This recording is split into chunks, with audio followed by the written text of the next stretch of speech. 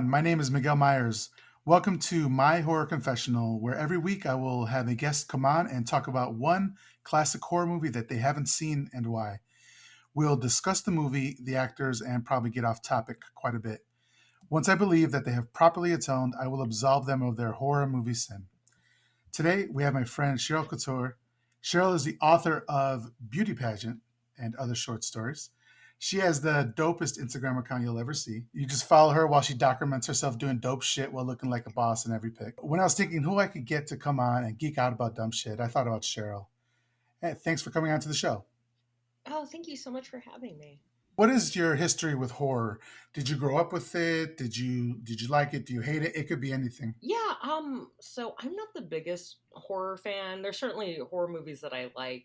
It's a very vast genre of good Mm-hmm. and bad, and sometimes the good is the bad, which is awesome.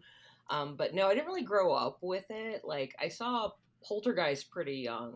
Like my dad was a big fan Okay. of that movie. I saw it Yeah. maybe I might have been like 3 or 4. I also saw like First Blood and like a bunch of other stuff I Okay. probably shouldn't have watched when I was a kid. That is pretty young to watch Poltergeist. Yeah, yeah, it was terrifying. Obviously, like the child protagonist, you know, has a lot of Yeah. difficult times, which like, and I watched a lot of television as a child, so I could already identify with that character.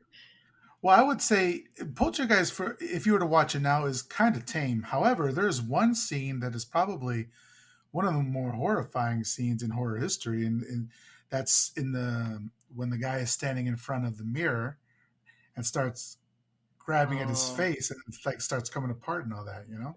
I was scared about the scene with the poltergeist in the kitchen where like things were moving or like all the chairs got stacked. Like that's the Okay, stuff that yeah, freaks me out. I'm like yeah, ghosts and spookies. Like I don't know. Like I don't like a cheap jump scare. Like, yeah. but there is something to be said about it as an art. Like when I saw The Conjuring in the theater, I was so scared. I was so scared the whole Okay, time because it is that like just that stressful like jump scare. Like you know it's coming. You don't know when it's coming. Sometimes it's obvious, sometimes it's not, but it's relentless. It's just like that throughout an entire movie.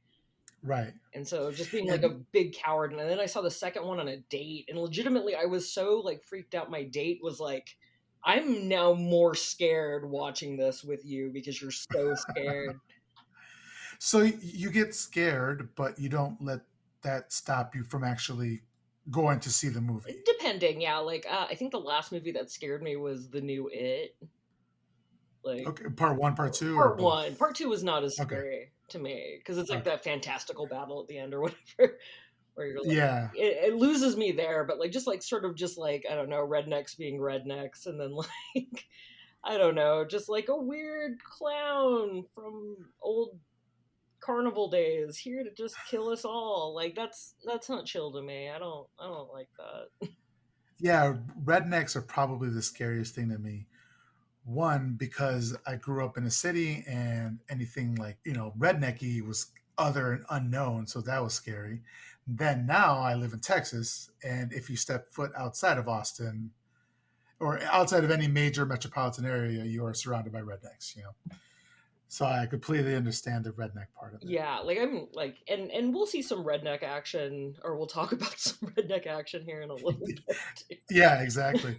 You were introduced to horror kind of early in your life with Poltergeist, and then moving forward, like as a preteen or as a teenager, did you, or even like in horror fiction, are you do you read any horror fiction or anything I like that? don't. I'm such a weird snob. I only usually read like lit or I'll like read books my friends have written. That's totally fine. But yeah, Okay, otherwise I'm not like much of a genre fiction. Uh okay, yeah. that's great because I've only had like horror fans on so far, so it's great to kind Great of to get have some somebody who just outside perspective. is ambivalent Yeah, about horror.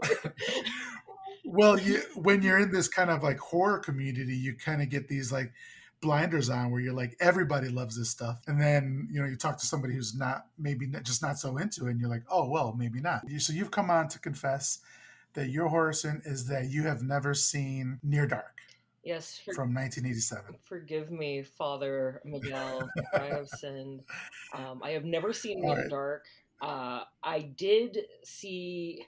So that Bill Paxton image, just him covered with like blood around the mouth, like I had seen those on like T-shirts or like there'd be like Iconic. clips, like somebody would use it as like a reaction on Twitter, and I'd be like, well, I wonder what that is. I don't like that seems really cool. And then I just never bothered Yeah. trying to research it because what a like blood mouth guy, like I don't know, like you wanna remember it and Uh, like think about asking somebody later. I don't got time. well, it definitely is a iconic. It's like an iconic scene. So you've now seen it, and why do you think that? Oh, well, I guess I was going to say, why do you think that this particular movie passed you by? But we already talked about it. You're not so into horror. Yeah, like I watch a lot of things. I've seen, quite a bit of horror, like, but I am very Mhm. particular with what I watch. I have to kind of know that it's in the same vein. And I almost picked that Criterion pick that you had on your list. And I Which Possession. no, I love Possession though. Possession's a wonderful Okay, movie. Yeah, I yeah. can't remember. It's a Japanese one that you had on there. Oh, okay, right, right, yeah. Yeah, That's and I okay, was like, I okay. wanted to watch it. Kuroneko, I think it was. Yeah, I just like I don't know like how thought provoking I was wanting to be, and I knew that like I was like Near Dark is schlocky and weird and could be fun, Yeah. like I don't know, Revenge of the Living Dead or whatever. Like I was like, well, maybe it'll be like really super silly, and it Okay. definitely was not in like a heavy ham-fisted like kind of explosion of stuff, but like it won me over in the end. The beginning, I had a lot of critiques. I wrote like 4 pages of notes because I Awesome. I realized got I could notes do too. like Let's do public it. speech. So I was just like saying funny things into my phone. I'm all like, yeah, like I would do if I were talking to somebody. But because I was Yeah. alone, just cracking jokes to myself, it's really depressing, but it's something that I do often. I was like, I'll just record it and then just see how it goes. Near Dark came out in 1987. It was directed by Kathryn Bigelow, who also did Hurt Locker and Zero Dark 30. And it was co-written by Bigelow and Eric Red. Had you seen either Hurt Locker or Zero Dark 30? I actually I think I've seen both, but I think Okay. the movie that stands the test of time to me that she's done is Point Break. Point Break. Yeah, the surfing Right. movie. You know Point Break. Yeah, yeah, yeah. I forgot that she directed it. Because I think she was like I think she started with like music videos, which is like very indicative of her style. I think specifically with Point Break, but like it's definitely here in Near Dark as well. Oh, and she also did Blue Steel I have not with seen Blue Steel. oh man, with my girl Jamie Lee Curtis. I love Jamie Lee Curtis. Oh, Halloween is my favorite movie, of course, and Jamie Lee Curtis is in there, and so I'm a big Jamie Lee I Curtis mean she's fan. And she wonderful in it. plays, yeah, she that's a great movie. But you were saying about Kathryn Bigelow, she was actually before she got into directing movies, she started doing shorts. Before she did shorts, she was actually an artist. She was a painter. Oh, She was kind of like a critically acclaimed painter, and then so that she got into doing shorts, and she found that the strengths that she had as a painter easily translated into directing movies or directing shorts. And so she said it got to a point when she was directing that the cinematography and then the overall look of the movie was kind of second nature to her, so she can focus on character and storytelling. So I just thought that was kind of interesting. And there's definitely storytelling in here, and some characters in this movie as well. There's some shallow characters in this movie, but it's a vampire western. Not much room there, I think, for deep character development. I think maybe I have like a slightly different take like about the characters. Other than like maybe Paxton and then the weird patriarch whose name I do not know, the elder vampire man. Uh I was just like, most of these characters are kind of lame. Like the sexual drive between the two main protagonists, like their chemistry was like awful at the beginning. I started to believe it towards the end, but I was just like, the writing is that weird James Cameron style writing, and so like I don't know what predates what. Like, did her style influence his, or did his style influence hers?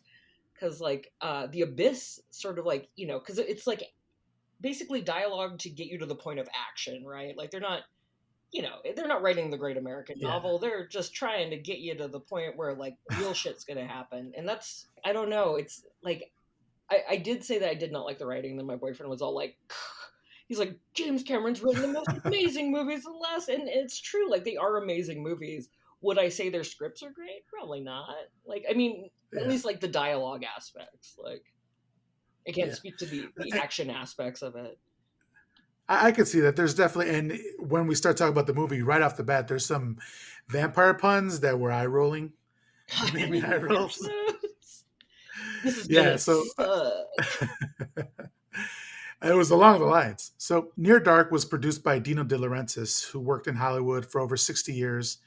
His company, DEG, produced seminal 80s horror classics such as Halloween 2, Halloween 3, Dead Zone, Firestarter, Maximum Drive, Silver Bullet, Evil Dead 2, just to name a few. 38 of his movies had Academy Award nominations, and he actually won one Oscar.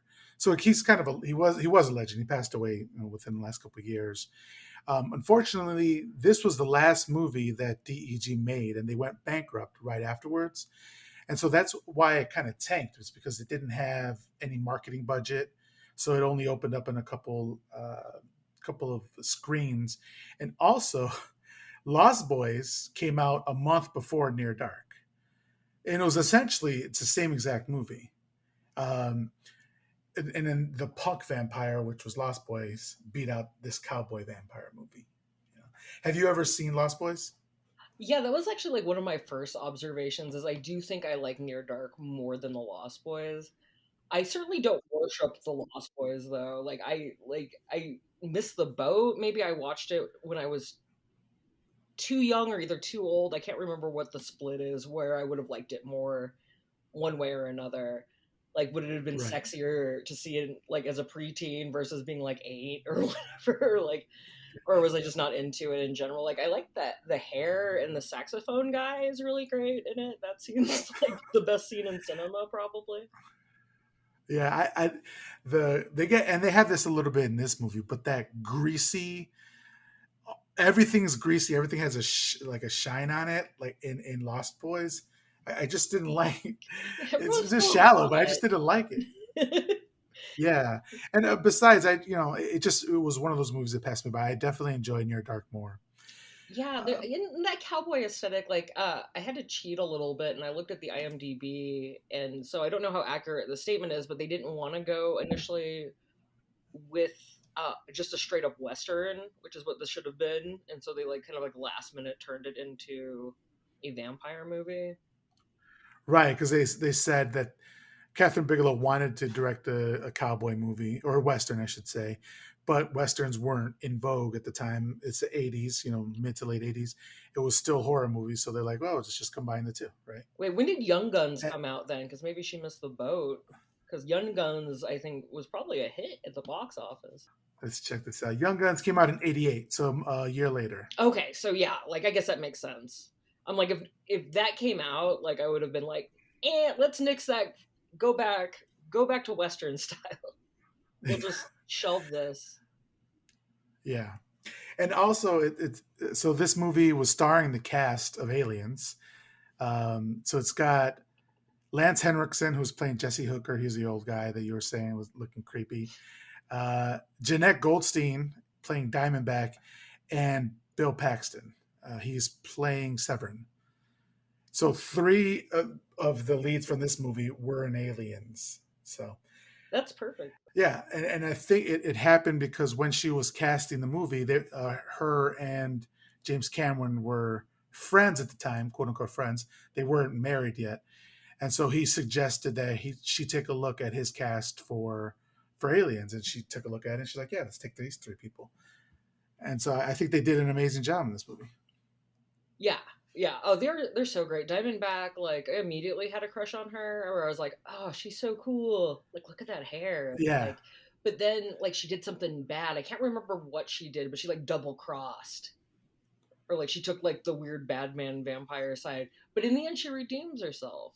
she does. She does. Yes. I'm just glad that she's not playing a Latina in this film Oh God. Is that because something we she played a Latina in Aliens too, so she brown faced that character. oh my But God. I that's fine. don't She didn't do remember it in this one. that.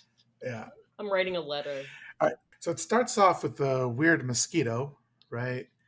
Uh, Biting or sucking the blood out of our main protagonist Caleb, and the he kills it, and then the sun setting. We're gonna see a lot of sun setting, sun rising on the horizon, like camera shots. This movie, like if you didn't know that she wanted to make a western, you know now, Yeah. right?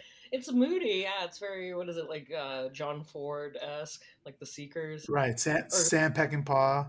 Yeah, we're in rural America, pickup trucks, hay bales, cowboys, and country music. Like I said, automatically I feel unsafe right now. This is the scariest the this movie is gets not a to me place right for now. Miguel. Miguel cannot be in this town. No, I need to bounce. I was like, I like the cowboy aesthetic. I really do. The lead guy is really hot in weird ways. He's very young for me now, but I was like, okay, I could see the appeal. He's like 60% chin, Oh yeah, right? Like good strong it's chin. very prominent chin. As somebody with a prominent chin, I like it. I like how that Okay. goes. All right. I think so. First impressions, sexual chemistry bad between them. Also, the fact that he was like immediately like him and his friends were like, "Oh, who's that?" I'm like, she's way too alternative for this town. Like, I lived in that Yeah, town. That town would have mocked her, and she would have had to hide all her gothic ways for years, right. deep inside of herself. And so like the fact that they kind of want to like hit it, and it might just be because it's a small town. There's just like lack of options. It's not that she's not cute. She's 100% cute. So he drives into town and he comes up to the bar and he meets his two friends. They start jawing back and forth. That's when they meet. We meet May, and May is like you said. She's got. Would that be described as a pixie cut? I think so. It's got like some of that like a grown out pixie. Like it's got Okay. that 80s Shaggy texture cut. that's actually very in right now as far as like Yeah. hairstyles go. And she's looking very cute. She's rocking like the denim shirt with the cut off sleeves. Right. It's a real punk cowboy aesthetic going on. Yeah, so this is the ice cream scene. So Caleb sees May and he's like, who's that, right? And he walks down there. He struts down there in his cowboy hat, all sure of himself. He says, "Can I have a bite?" And she goes, "Bite?" And he says, "I'm dying for a cone." And she says, "Dying?" So this is that vampire puns that I was talking about I earlier that made my totally get eyes roll back. that. Like also like why the fuck did she order ice cream? She can't fucking eat Wait, that. it's always time for ice cream. She can't eat Oh human yeah, I food. guess because that's right. Because later on in the movie, we see Caleb trying to eat a candy bar, and he gets physically ill. Yeah, so I don't know if that was like a ruse. Like she was like, I know that this weirdo is gonna come out of his truck, approach me from behind, and steal a bite of my ice cream because that's completely normal and predictable behavior that I would expect Yeah, anyone to do. yeah. Caleb, when we're first introduced, as you said earlier, when we're first introduced to Caleb, he is a creep, right? He's a jerk, right? Because he does things to her that now it's deemed unacceptable, and it was unacceptable then. They just, Yeah, unfortunately, it was more prominent. yeah. I also feel that if this movie were made like now it would have none of this stuff would have flown. Like him taking her away, like just all the things.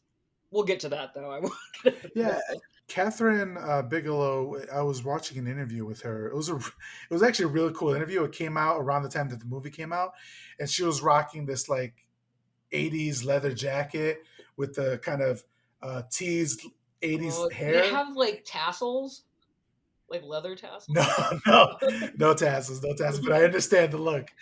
But and it's so every time she moved, you heard the leather move, and so I'm sure the audio for that interview was completely useless. But yeah, exactly. Well, that's an interesting question.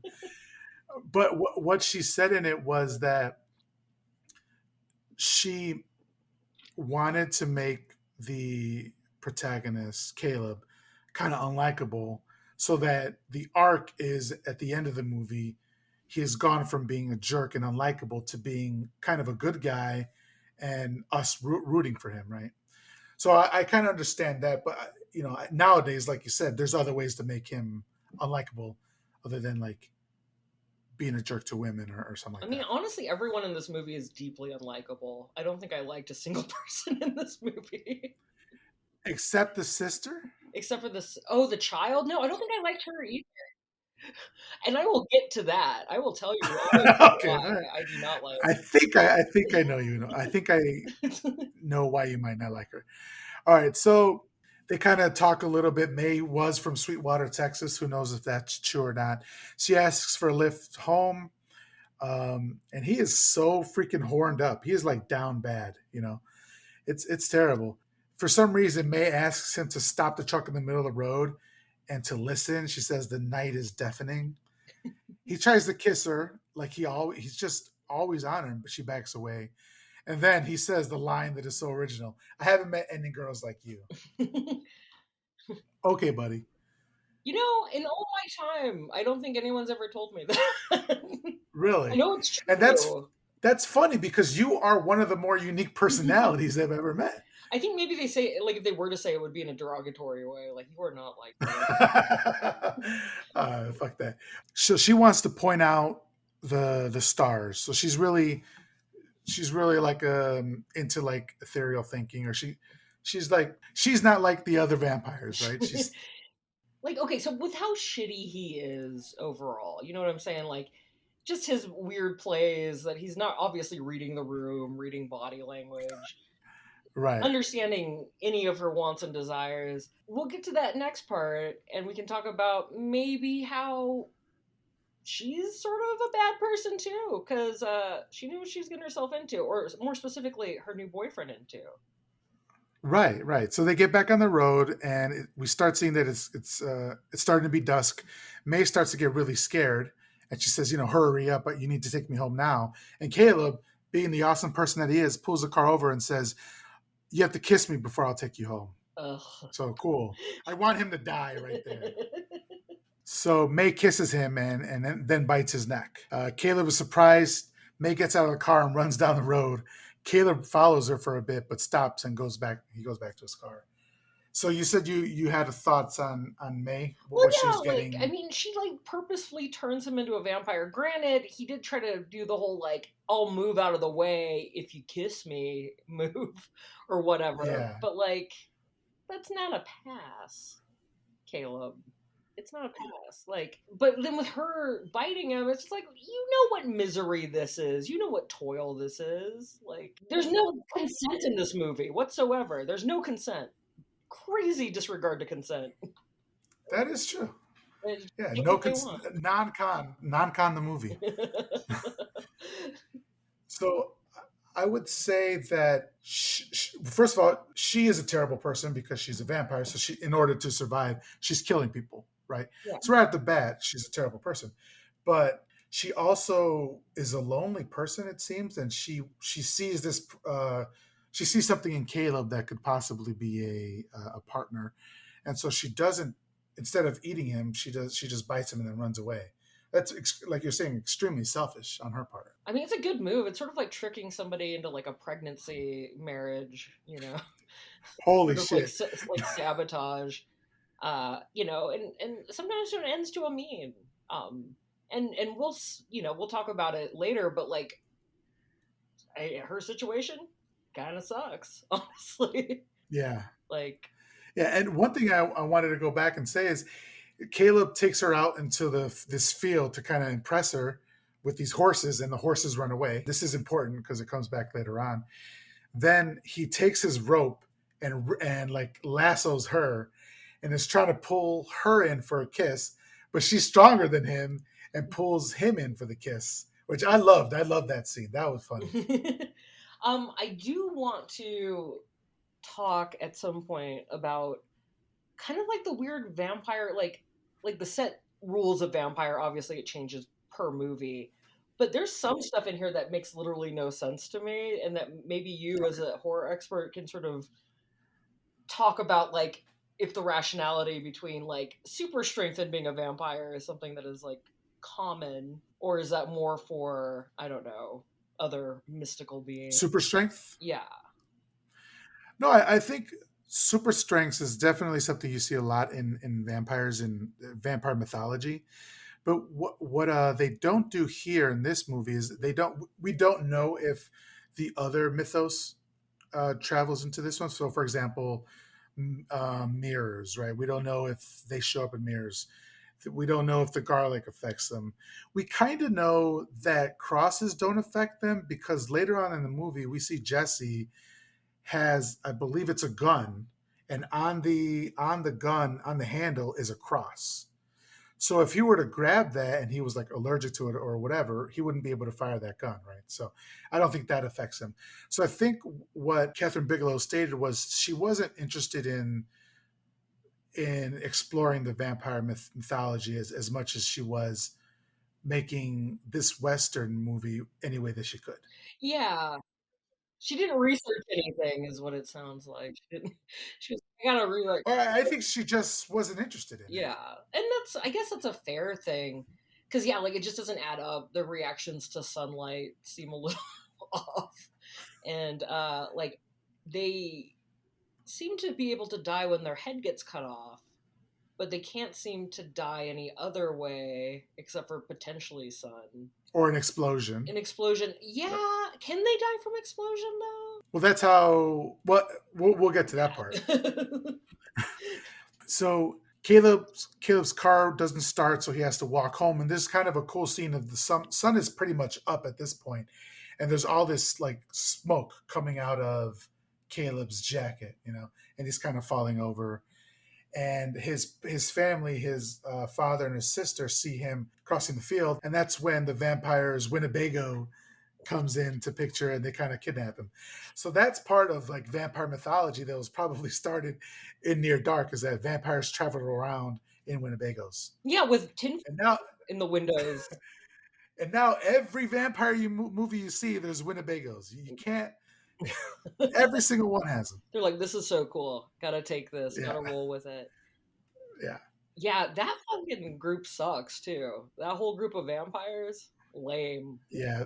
Can I first say that his family's reaction to his abduction, even right off the bat, is too malaise. Like, his sister, like, gawking and being like, oh, something's wrong with Caleb. And then the dad refusing to look up for more time than he needs to. Then finally looks up. They don't even care. They're like, oh, why is he on fire? I guess we don't know. Cool. Like, and then we'll talk more about all of the terrible things his family does in this movie.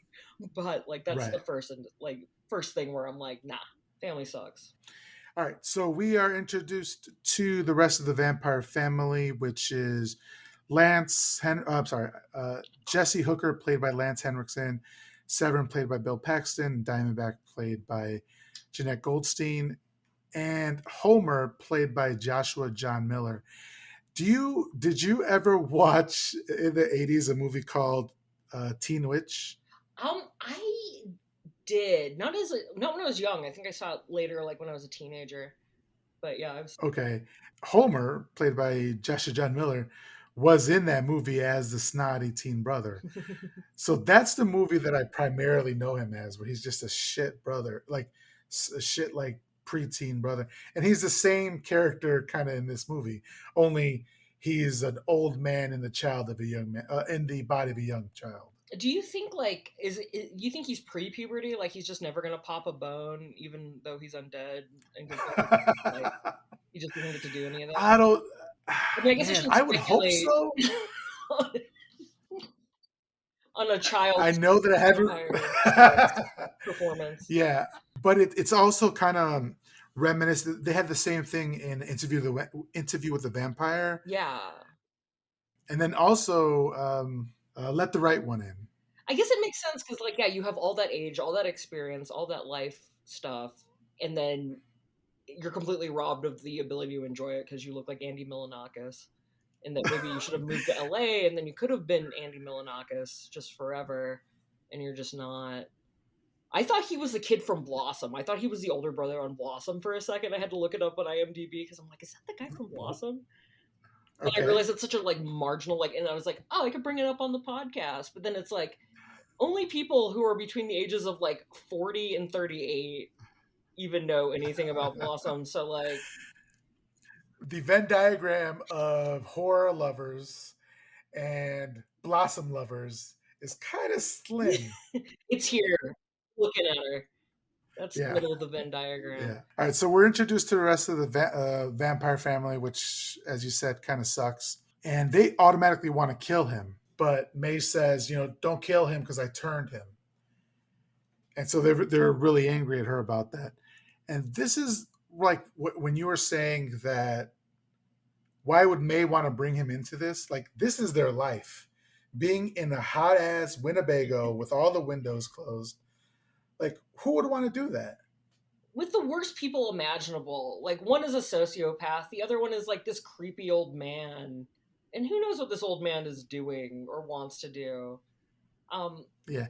We even find out that he's a racist, right? Because later on he says, he's a Confederate soldier. It's not surprising. Well, like, they're so antagonistic. Like, I mean, I get like being antagonistic in order to catch prey because it's like, oh, you react, now I have the right to kill you or whatever. But like, they just do it to everybody. They're like a bunch of high school bullies became vampires and they roll around in Winnebago and they don't have any money. They just suck. Bill Paxton is so extra in this movie. Like, well, the first thing we see him say was, "Howdy, I'm going to separate your head from your shoulders." It's like, okay, His one-liner all is right. like, I guess I should walk back my comment about the dialogue and say that all of his one-liners, even the really left field ones, all great. He had a hell of a time making this movie. Like, who could not love Bill Paxton in this movie? Yeah. Even later on in the bar scene where he's being a complete dick, the guy he's being a complete dick to can't help but laugh Yeah. because he's charming. He's charming, which is scary because you have a psychopath who is charming. I think about like, so Paxton's character is kind of just like almost like just one direction off of the weird science character he had to Chet. Is it Chet? I've never seen Weird Science. Oh, fuck. I know. I think it came out when I was too young and the movie's too horny. And Oh, yeah, then, it's a really horny movie. I watched all of the and I TV just, version as a kid. okay.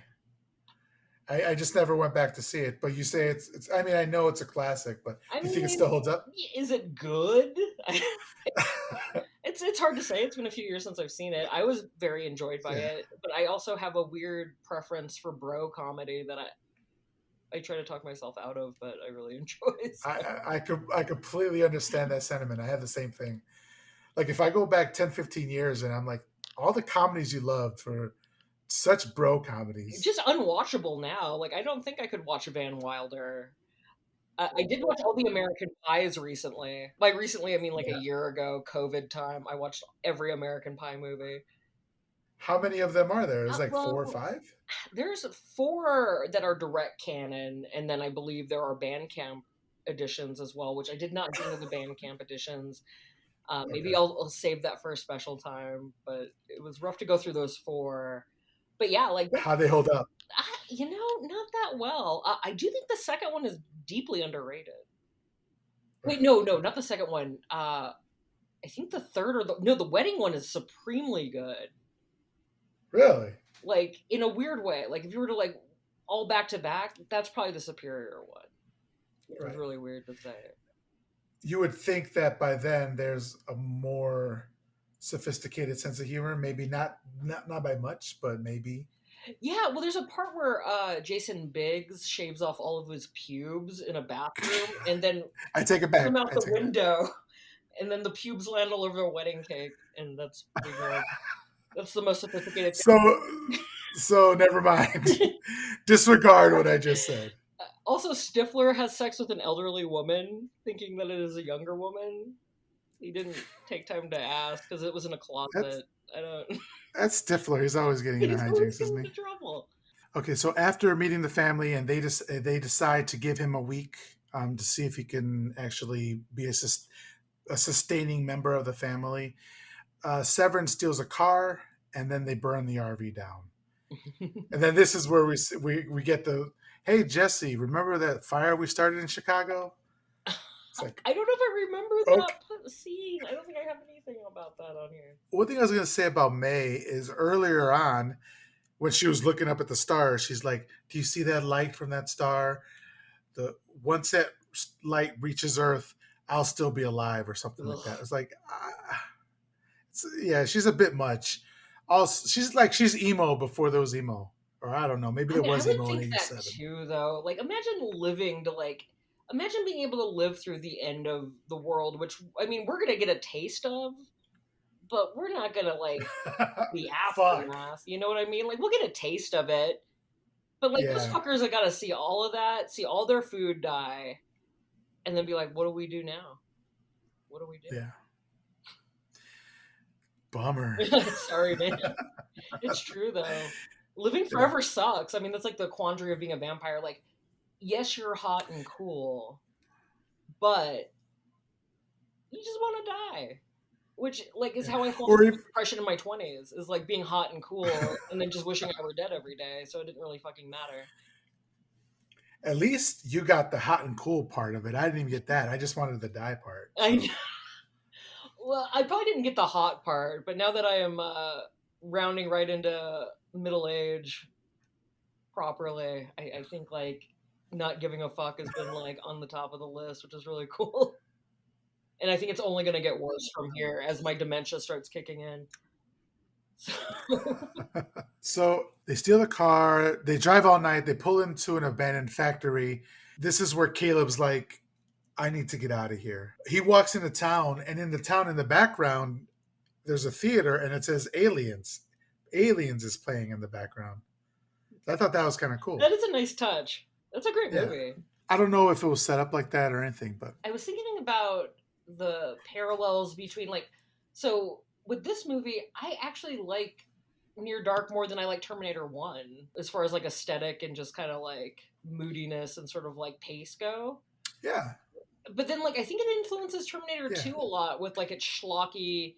Like, I really want to know more about James Cameron and Kathryn Bigelow's relationship during this, like, powerhouse moment in both of their careers where they're both, like, making, pretty big movies, minus Near Dark, which is not a big movie, but still, like, making Yeah. things happen. It's funny you say that because later on, the bartender in Near Dark was actually in Terminator 2.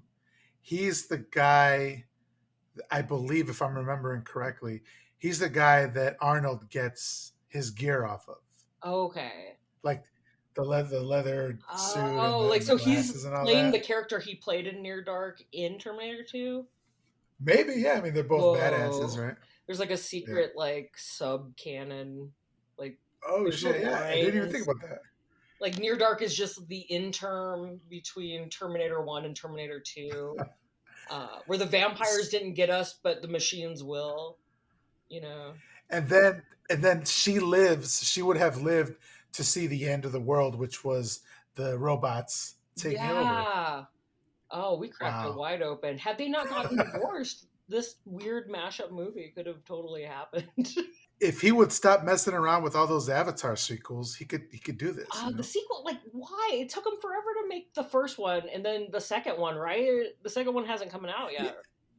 No, it hasn't come out yet, but I think they're like Rapid we're succession. shooting back to back to back. I think they were shooting all at the same time, but there's like 7 sequels or something. Like, he'll It's make a it's lot of kind of money, crazy. but, like, Avatar wasn't objectively good. The only thing that they really accomplished with Avatar was creating crazy 3D technology, like, Yeah. Not that's being used now for like deep fakes, yeah, I love a which deep is which fake. Yeah. I can't wait. I can't wait to, like, steal all my friends' likenesses and then be like, have them on tape being like, give all my money to Cheryl. That's gonna be. that's the scary part. I think that's going to help bring apart the end of the world is these deep fakes. It's I guess scary. we just gotta get into farming. Just Farming, or vampires. Do you know any vampires who would help us? I know some really pasty white people. Does that Yeah, help? me too, bro. When I lived in Alaska, I think I saw the whitest person I'd ever seen in my entire life.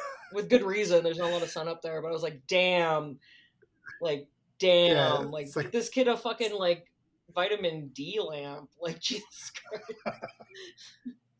no wonder you're depressed. Jesus. I know, like, just a little bit of sun, pal. It does the body good. So Caleb says he needs to leave. He goes to the bus station and he is it's like $14 to get home, and he only has 11, and so the Yeah, guy guy's isn't like, you gonna. better just suck $3 worth of dick in the parking lot, kid, because he's not going to sell him a ticket. Because I'm not gonna do it. I'm not gonna give you any money. But like, it's understand. Imagine if you worked there, would you give him $3? I mean, he's And definitely. I would also, think that he was that's probably definitely not the first. detoxing from heroin for sure, from the Right. looks of him. So yeah, I definitely want him to be on my bus. but Shitting, but also, just doing all the things. yeah, throwing up, Yeah, it's gonna be great. scaring the rest of the passengers. Yeah, But also, if you were working as that cashier at that bus station, I'm sure that's not the first person who comes up and says, "I don't have enough money." yeah, 100%. So, so how many times are you getting asked for money a week? And this is 1987. How much money are you making per hour? Yeah, It's like, I understand it. yeah. Like I love telling people no. So that's like a really easy Yeah. thing for me to do. Oh, I am a people pleaser, so I don't know how to even pronounce that word. You're like, yes, of course. No, my boyfriend's the same way. It's just like, and I'm just like, I love a hard no. I don't like being inconvenienced. Like any minor inconvenience is already too much inconvenience for me. Like unless it's something that I'm like really excited to do, I'm like not stoked to do Yeah. it. You're like, that's a no for me, man. That's a That's gonna no. be a no for me, dog. So he doesn't have the money. The cashier won't spot him. He goes and buys a candy bar, and it makes him sick. And then he's accosted by this undercover police officer who's a complete dick. Right? He's like, "Oh, what do you want?" Well, and the guy's like, "I'm just trying to get home." Right? Yeah. So he ends up giving him the $3, and he's able to get on the bus. And exactly what you said would happen happens. He asks to get off the bus because he's about to throw up or whatever. He's Yeah. feeling sick. Well, that's And nice of so him. At least he's not trying to yeah, throw up on the bus. I don't. that's true. I don't think I would have. I would have thrown up on the bus. He didn't ask enough questions. I feel like he's not asking his little girlfriend enough questions about what the fuck's going on with him. Like, I assume he thinks he just has. That's true. Like, Yeah, not he's just adding like, up. I'm bouncing. Yeah, I'm leaving. You guys can do your own thing. And she's like, you'll be back. I mean, I assume that he's never seen a vampire movie because he doesn't know what it means to turn. When she's like, I already turned him, like, or whatever. Maybe she said bit. I would be asking questions. That's bad on camera. Yeah. Like, ask some fucking questions. It's not hard. Yeah. Ask some questions. Yeah, I agree. All right, so he makes it back to the area where they were, where they were hiding out, and he's kind of like hugging her. And I think this was a shot that kind of reminded me that a woman was filming this, because you don't have a lot of male gazy shots. Like if a man was directing this, May would be in like a tighter outfit with like, I don't know, cut off shorts, Daisy Duke shorts. Yeah, and it might even be a different actress with like bigger boobs or something, But in this shot, he comes to her and is on his knees and like kind of looking up at her, and his head is at her waist, and like he's hugging her, and it was like she was in the power role in this position. Yeah, and I just thought that was really interesting to see. It's true because he's a sniveling little shit right now. He's hungry, he's confused, and yeah, like most men that I meet, cowering underneath me, begging for my help, and me being able to take their life like that as quickly as and you don't do it. But I don't. You don't do it. I mean, I don't do it. I've never killed anybody. Because you're benevolent. I'm benevolent because I'm a vampire. Yeah. So she ends up biting her, which I didn't appreciate. You could have just sliced it, because she ends up biting her wrist and letting him suck from the blood. Is that canon for vampire stuff too? Like, can they drink a little bit of vampire blood and be chill? I think I saw this on True Blood before. Yeah, it's funny because the movie that I saw with Andrew for this was Francis Ford Coppola's Dracula. I heard that's great. And costuming. Amazing. We spent like 90% of the movie talking about the costumes. I mean, 90% of the podcast talking about the costumes. It's so good. But in that, there's a scene in which Dracula slices open his chest to feed Mina. And the weird part about it was that he sliced open right above his nipple. It's like that wasn't necessary. Was it necessary? Because in this, because so she has to suck on that. And then I'm like, at the time, I was like, that isn't necessary. You could have done anywhere. And in I this movie, mean, she proves it for right. She Francis bites from her Ford, wrist. it was 100% necessary. Exactly. Male gaze right there. No, just kidding. I don't think there's any tits in this movie, honestly. I'm trying to remember. There's nipples. There's Oh, nipples, but they're male nipples, so that's yeah. okay. Which don't count as nipples, apparently, So, on Instagram. so she lets him have her blood. This feels like a sexual act, right? Because as he's sucking, she's like, I don't know, convulsing, not convulsing, but like she's like breathing in, and like you could tell there's a bit of a pleasure for her. Yeah. So that was a little horny scene in here, I mean, but they call an it's orgasm a a little vampire. death, and maybe just like dying a little bit because he's sucking on her wrist was like enough. And that's probably what it was. Yeah. And we'll see later on when he almost like sucks her completely dry, and she says, "You can kill me like that." So maybe you can die by orgasm. I feel like men have, and then they have like heart failure and then die during sex. Like I feel like that's like a common like elder Yeah, man trope. that's why you just got to stay on the bottom. Just be a power bottom. Yeah, I mean it's worked You for don't have to me. worry about all that thrusting. I love to fight to the bottom with my partner. Just wrestle, Wrestle to see see who gets to who's be gonna as stand lazy up. as possible. Yeah, that's awesome. All right, so he's better already. The sun is rising, and we see Caleb's dad, and we see the sheriff. They say that they found the RV. There's nobody inside. Cops not being much of a help, so they start looking for them. They start looking for Caleb themselves, and then Caleb tries calling home, but they're out. So they don't know what's happening. So I know you were saying earlier that they didn't really Yeah, do okay. much of a One, job like to I try to see help Caleb. they like casually like granted the police are not very helpful. They walk into the police station. It's covered in smoke. I've never seen so many chain smoking in a police station because this is before my time to experience that. I wasn't going to a lot Yeah. of police stations as a 5-year-old, I guess. But, like yeah, like they're just so like lackadaisical, and then like we're working on it. And granted, like the police are being uncooperative, but like they then after like getting no luck there, just like return back to their regular lives. Like they don't do any additional investigating. Like I think I saw them eating breakfast at a diner.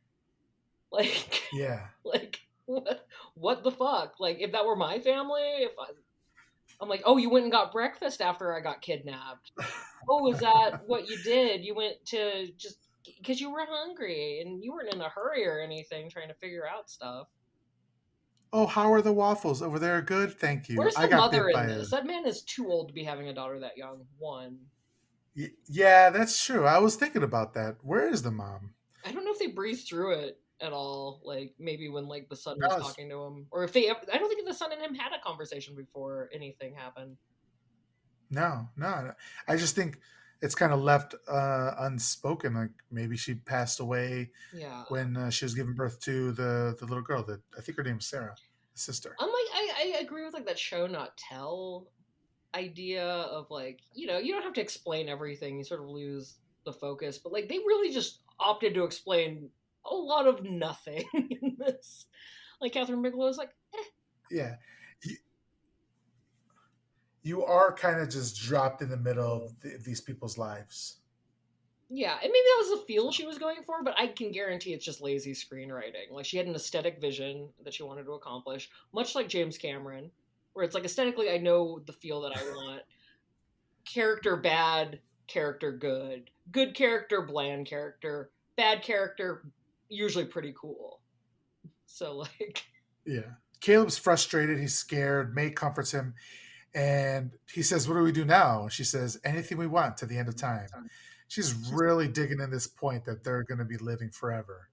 You know, Caleb doesn't want to kill, and then we get a montage of shots of the vampires killing people, and this was kind of cool. This is probably outside of the bar scene. This is my favorite scene in the movie. We see Homer, who's the little kid, in the middle of the street, and he's like his bike's by him. It looks like he got hit. Right, a car stops, thinking he was hit by the car. The guy gets out to check on him, and Homer just pounces on him and I kills him. love that. Honestly, that's the coolest thing about being a kid vampire. Honestly, like you're not as menacing. People want to help you. Right, and you can, as we see later on in the film, Homer can bring on that childish charm, turn it on at any point, and then just turn it on a dime and like kill you. You know, it's honestly probably the scariest. That kid's a powerhouse. Why wasn't he a major actor? Why was he not a Willem Dafoe? I heard that he got killed by a drunk driver. Oh no. Okay. Well, that's a bummer. No, I made that up. I don't know. I don't know what You happened. dick. I don't know what happened to him. But I mean, he's I mean, probably he just was. like working a regular job or something. Just trying to live his life. Yeah. The next scene, we see Severin all cleaned up, looking good. He's got the cowboy costume on, right? And he's in the middle of the street. He's messing with his gun, and he's picked up by two girls. I don't know if we ever see the completion of that I don't think scene. we do. Or we No, I think it's just just the implication. we assume that Like, he how kills hungry them, are they? right? Is this montage all happening on the same night as the bar scene? I don't think so. Okay, No, I don't think so. because it's just like there seems so like But they're unnecessary killing going on. right, and they are very wasteful with the blood as well, as we see in the bar scene They think later it's on. fucking And Cristal or something. They're just pouring it on everybody. They just they're just popping bottles, man. That's crazy. I love it because they're just such antagonistic assholes, like collectively. Just the Yeah. worst. Uh, the, the next scene, we see Jesse, and he's in the car with Diamondback, and they're reminiscing about how they met each other. And it sounds like a similar scene where Diamond was on the side of a road, and he picked her up and turned her that way. And then just as that happens, a hitchhiker comes up and picks them up. I'm sorry, they pick up a hitchhiker, and then as soon as he gets in, he gets a gun pulled on him.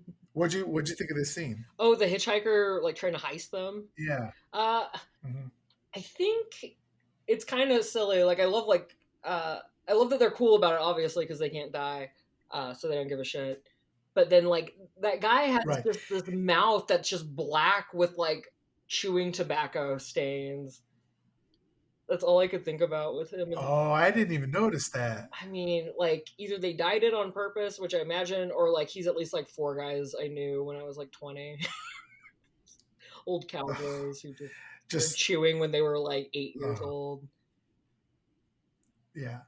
I think to me, if I'm carjacking somebody and they're acting chill as fuck and they actually turn up the music, I'm gonna probably withdraw myself from that situation, right? Yeah. Because you are not in charge there. No. Like yeah, like if they're chill about it, like I guess that's the trick, Miguel, is that we've cracked the code that if we ever get carjacked, just be cool to a point that's almost kind of terrifying, where you turn on I don't know whatever Yeah.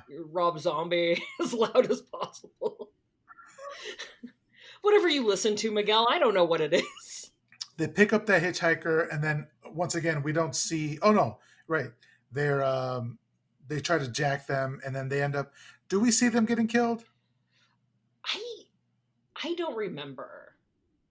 Okay. Like Yeah, I don't remember either. I don't think we actually see a lot of people getting killed no, in the like I first. mean we do at the bar scene, but like I think she I saves. think they saved all the special effects for that bar scene Because because it's honestly, great. like I think there was point like kind of right before the bar scene and maybe a little bit after the bar scene where I was starting to get like kind of lag. I'm like, this is kind of dragging, and then they completely Mhm. like then the pace just picks up and then it just like is relentless. I'm like, okay, this is cool. Like they're That's sticking good. the All right. ending because like nothing more that I hate than like kind of meandering storyline and then like a meandering kind of ending where you're like, okay, well that doesn't feel very satisfying. This Right. movie oppositely feels very satisfying to watch because I was like, whoa, like she's just really picking up. Yeah, I actually have a different view on that ending, but we'll get to it. Oh, I definitely want to talk about the Uh, ending. all right, awesome. Okay, so now the next scene we see May and Caleb are in a cab of a trucker who's being real nice. He's being really loud and boisterous, and I love him. it was I cool, take right? it back. I think when I wrote my notes initially, it wasn't that Bill Paxton was the only good actor. This truck driver is the best actor, and then Bill Paxton is the second. But yeah, it's like, Yeah, why of all the people to pick them up, why the coolest guy on earth? right. Like, Which sucks because like May's kind of looking at Caleb like it's do it now. But actually, heck, while I while I I move up wrote my a note glasses, about that. I'm gonna look it actually, up. okay, it's helpful because the truck driver ends up telling Caleb how to drive a truck. Was that your note? No, no, I'm gonna. Okay, That is a good point though, because it does come up later, right. and it's actually like a good thing. Yeah. So he was May wanted Caleb to kill the truck driver to attack him, but he couldn't. So he's actually going to throw up. He asks the truck driver to pull over, and he pulls over, and he's throwing up, and the truck driver just comes over and starts talking shit to him, which is amazing. I loved it. Okay, I found my note. So they've Okay, only been together for a very short amount of time, and she's already nailed the nonverbal communication aspect of the relationship. And she's just like, "Eat him, right. motherfucker! Eat him! Like, what are you Yeah, waiting that's for? You're gonna true. get killed." Yeah, and that's another thing that was kind of lacking in this movie, or in the writing, I should say, is they want us to believe that they are deeply in love within 24 hours or 48 hours, you know. Yeah, And I know that happens to teenagers, you know, you have these feelings, you don't know what's going on, but they're mid 20s, I would think, or yeah. early 20s, mid 20s, something like that. Probably like early 20s, or like maybe just like just after high school. They might be like 18 or 19, but still, like, Right. And yeah, like you're helplessly in love with this person you just met. It's kind of weird. yeah, she's so mad Yeah, at him so for that like not eating the guy, because I get it. Like, he's in danger now, right? Like, her weird family. I don't know why she doesn't run away from those guys. They suck. She'd do better on her own. yeah.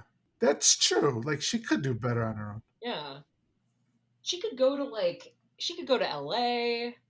Like, she would be super cool. She could go to all the nightclubs and just start like eating goss. Like, if that's what she wanted to do. Fuck yeah. That would be an amazing movie just by its own. Just watching May be a vampire in mid 80s California, Yeah, in Los exactly. Angeles. Just like doing all the fun stuff. That'd be cool. So the trucker is talking shit to Caleb, and then May has had enough, and she goes ahead and kills him. She attacks him, and then Caleb, being the little bitch that he is, takes the blood from her because he doesn't want to kill.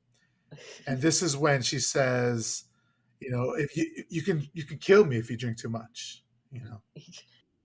So she, like, the juxtaposition of the oil pumps going, and the idea of him well, her, like, one pumping blood out of that guy, but then also like him pumping blood out of her was kind of a funny scene.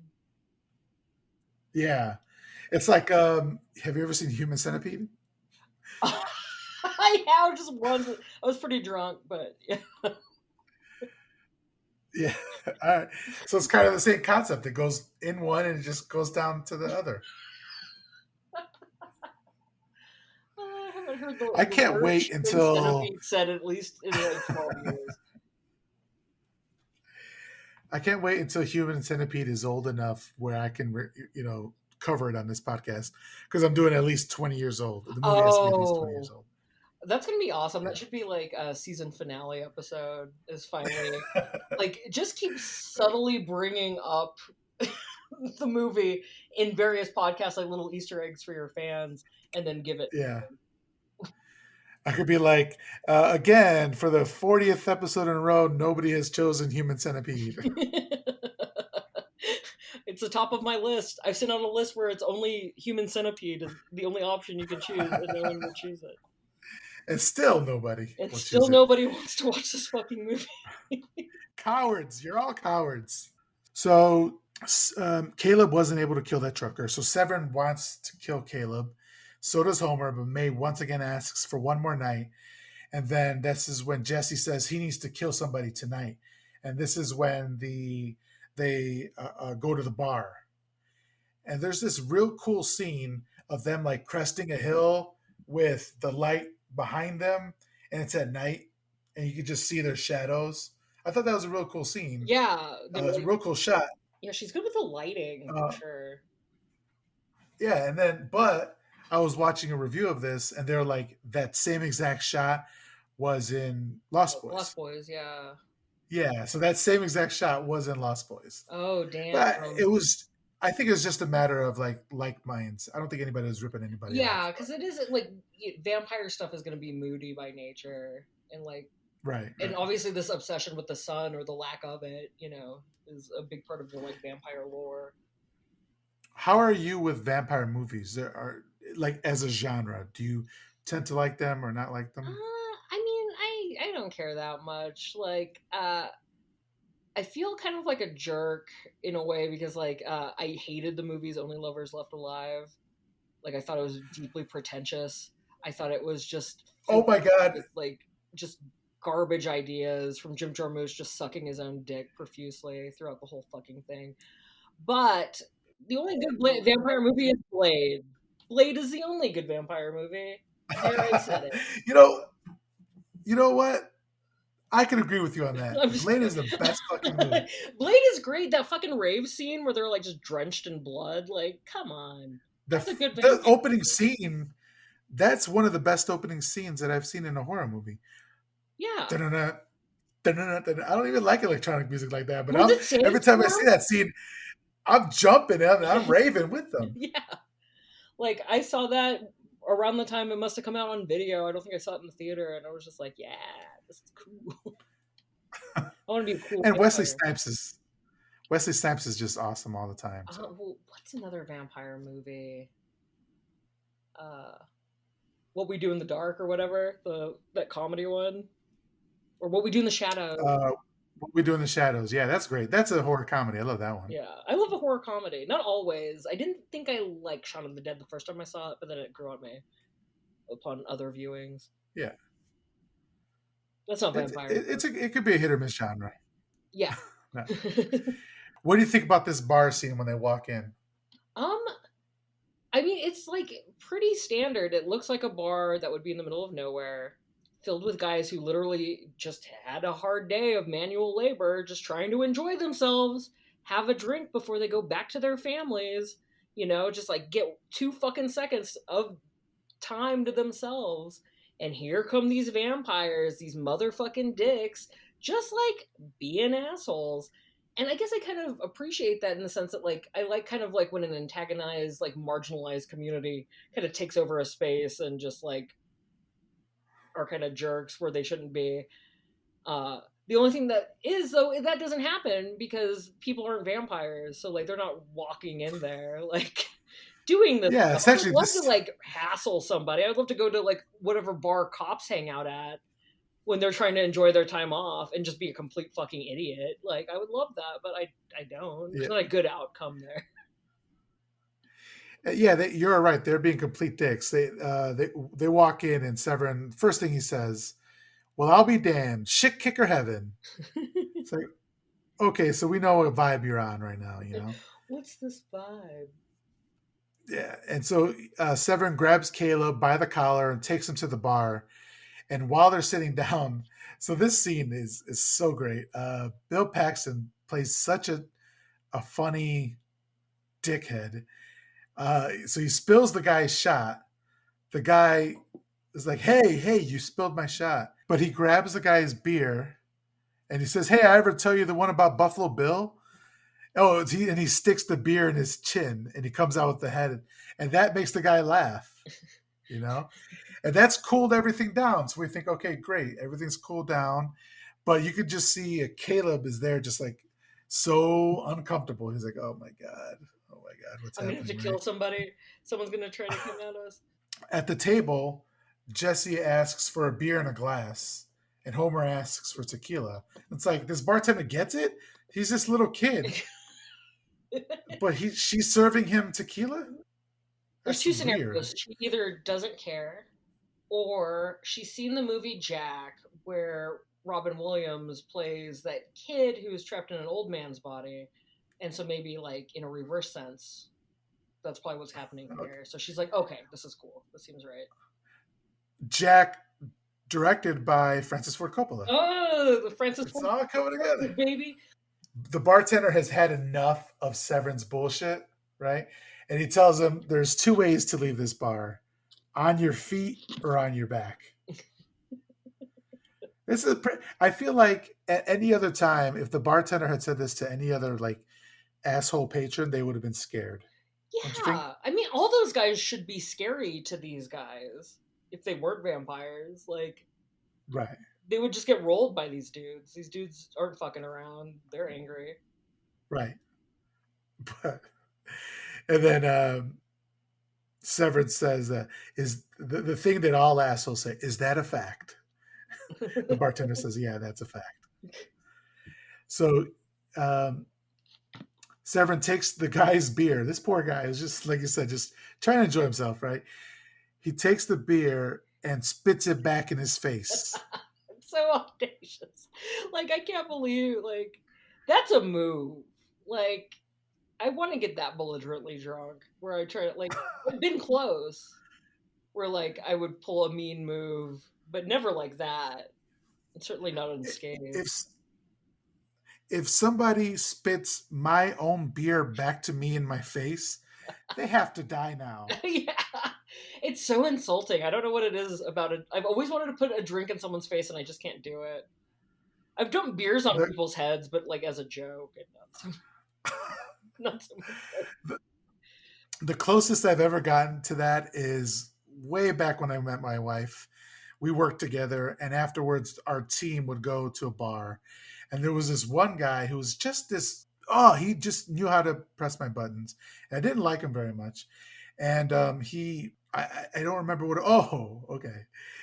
This is back in my machismo days, and I'm not 100% out of that, but I was 100% in there at that time. And he started making fun of my sister. Newsflash: I don't know if you know this, Cheryl. I don't have a sister, Oh but my god. he started making fun of her, and instead of me being like, I don't know, I don't I even didn't have a give a sister, shit. I got angry. I got angry at him. That makes no sense whatsoever. It's No one even stupid. fights for my honor ever, and I exist. So, And I was fighting for. so, So he was like, he saw that I was getting angry, and he was like, I'm sorry, I apologize, whatever. And he went and got me a beer, and he handed me the beer, and I took the beer and I just poured it out in his face, not not on him, but like in front of him. I just poured it out, and I said, "Fuck that, let's go outside." So then I went outside and I waited for him for a couple minutes. He never showed, he's like, but I was no, like, I'm good. yeah. And he's probably like, that fucking guy's crazy. I was making fun of a non-existent person. Did he But know that you have a sister? the thing is, exactly, Cheryl. He didn't know that I didn't Yeah. have a sister. And these guys don't know these guys are vampires. And they're gonna fucking, Exactly. they're gonna fight. Thank you. Thank you for bringing it back. Thank you for allowing me to I'm good vent. for I something. appreciate that. Yeah. All right. Then when the guy starts fighting back, he uses Caleb as a shield, which is a dick move, Yeah. right? But I guess what he wanted to do is he wanted to show Caleb that humans can't hurt them, that they're more powerful than humans. And this is where he punches that dude, and the dude goes flying. So the waitress brings the beer and the glass. She's fully not even paying attention to the fight that's happening. So I guess maybe that just happens a lot, right? Yeah.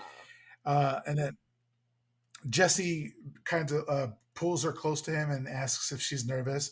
He starts kissing her. Again, the men in this movie suck. Yeah. No pun intended. No pun intended. Right? Well, the waitress, like, I remember getting kind of like, what the fuck? But the waitress is into it, which is like, I mean, maybe true she's trying to hustle, but like, probably not true. Right. Yeah. And then he makes her sit on his lap. He's just like a Again, gross daddy. whatever. Like, if this guy were hitting on me, I'd be like, ew. Ew.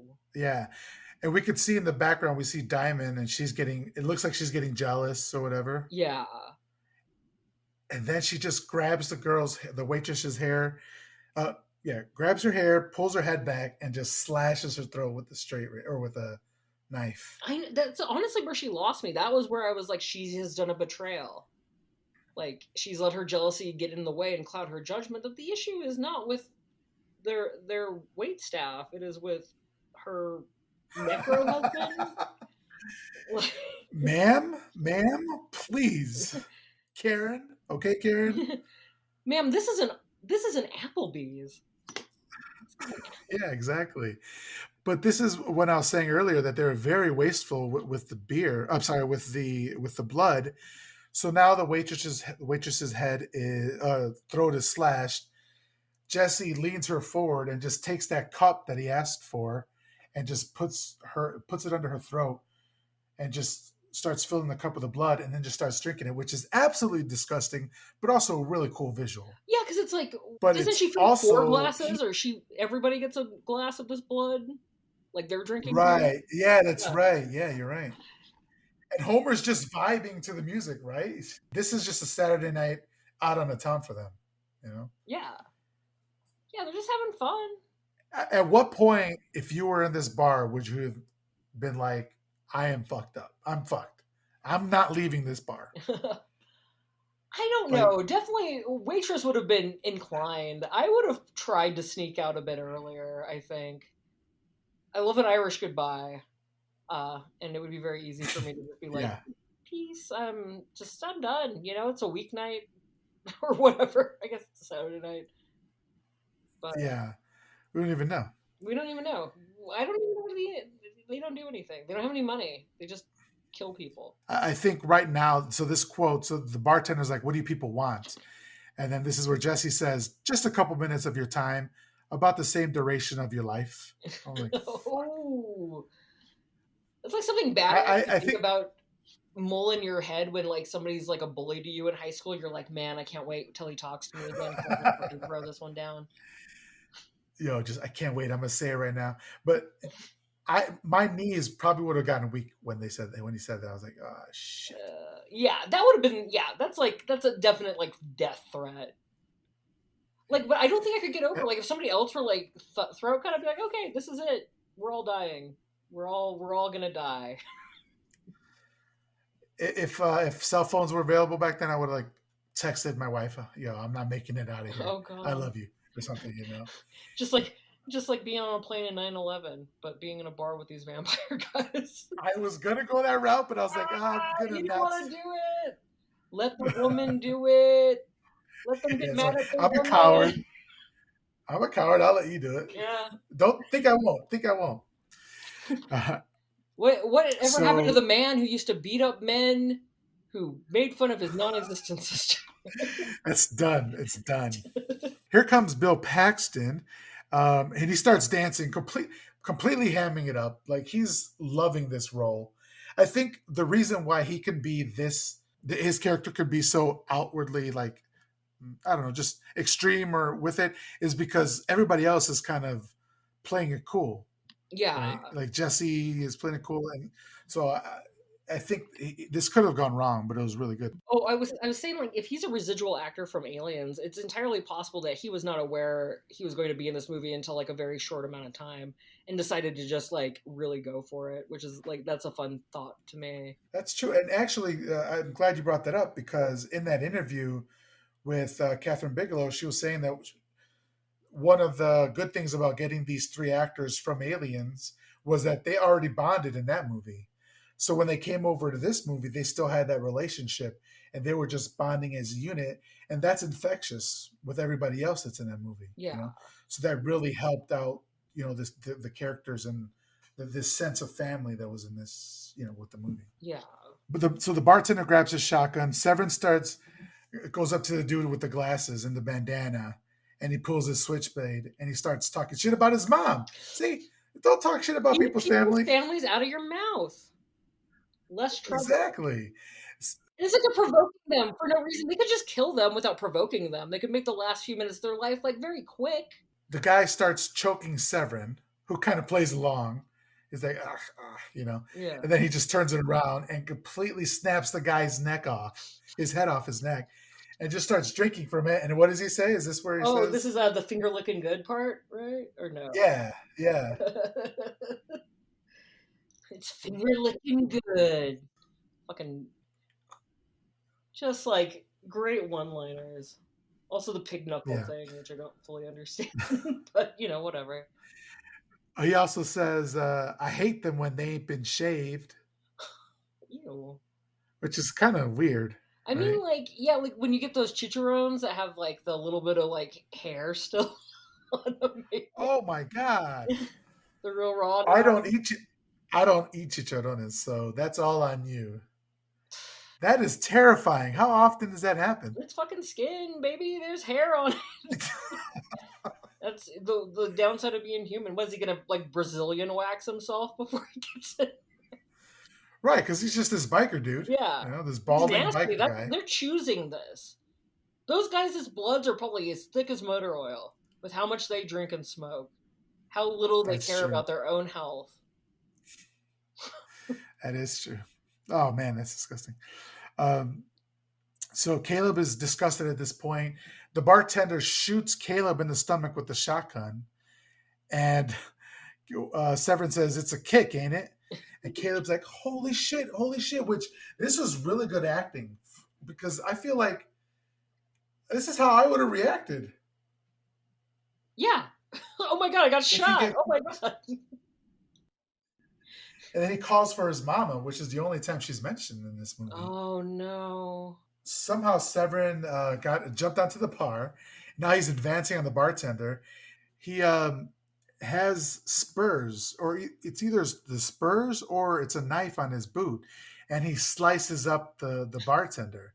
He slices up his face and Wait, then like his how throat. does he do it with his hand or does he actually get his leg up there to slice him on the face? Yeah, he's got his leg up, and he's Fuck! just like kind of kicking him, slicing him. Damn. It's crazy.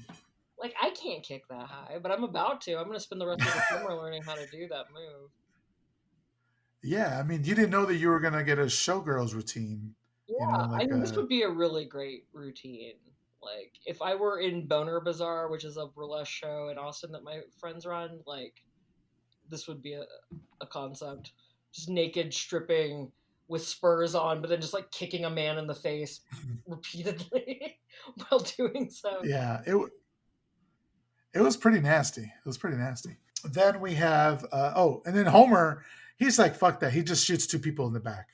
Not much happens Yeah, there, right? that kid, he's just up to no good always.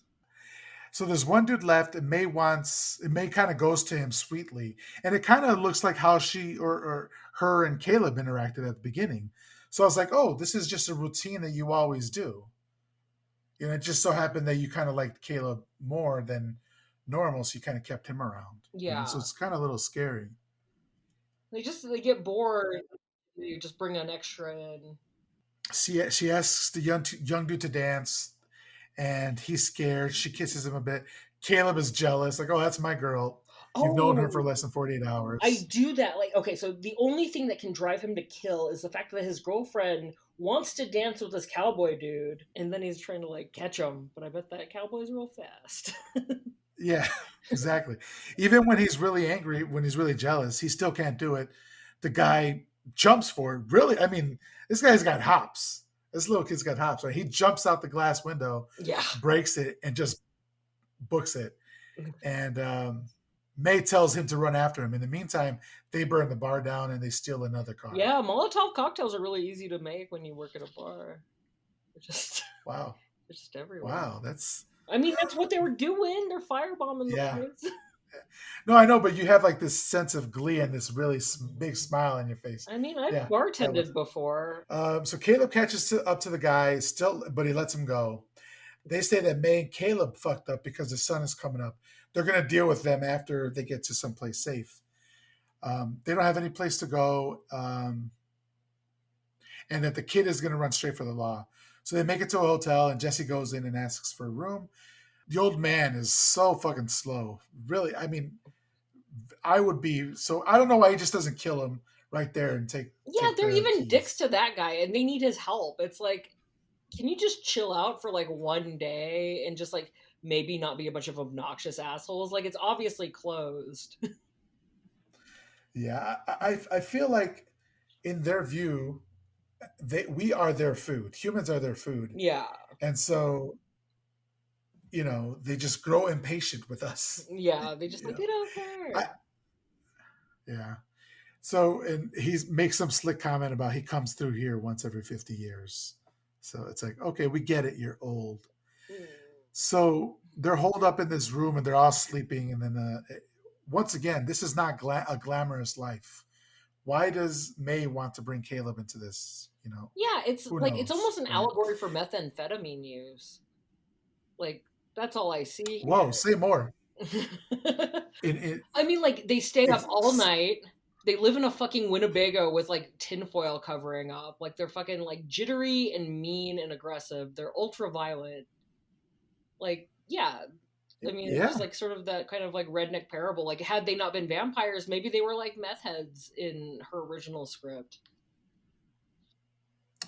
yeah, I could see that. I mean, yeah, you do see some pasty looking meth heads who look like vampires here in Yeah, and I Austin. mean, So it's I also see that. like that Southern California vibe, which is like kind of like what '80s speed would have probably been like. Would have been like in the realm of bikers or whatever before it was sort of like a Midwest issue. Those were the people who were like making it and using it and selling it. Yeah, that's a good point. I think this is a better parable for drug use than Only Lovers Left Alive was trying to do. Oh, was it? Was it trying to do that too? Like Yeah, heroin or whatever, yeah, because they're so depressed and they're just yeah. hanging. Blood is like a drug. So, Oh. uh, Oh. Ugh. so Severin looks outside and immediately he's burned by the daylight. Homer's scared. They're all loading up their guns.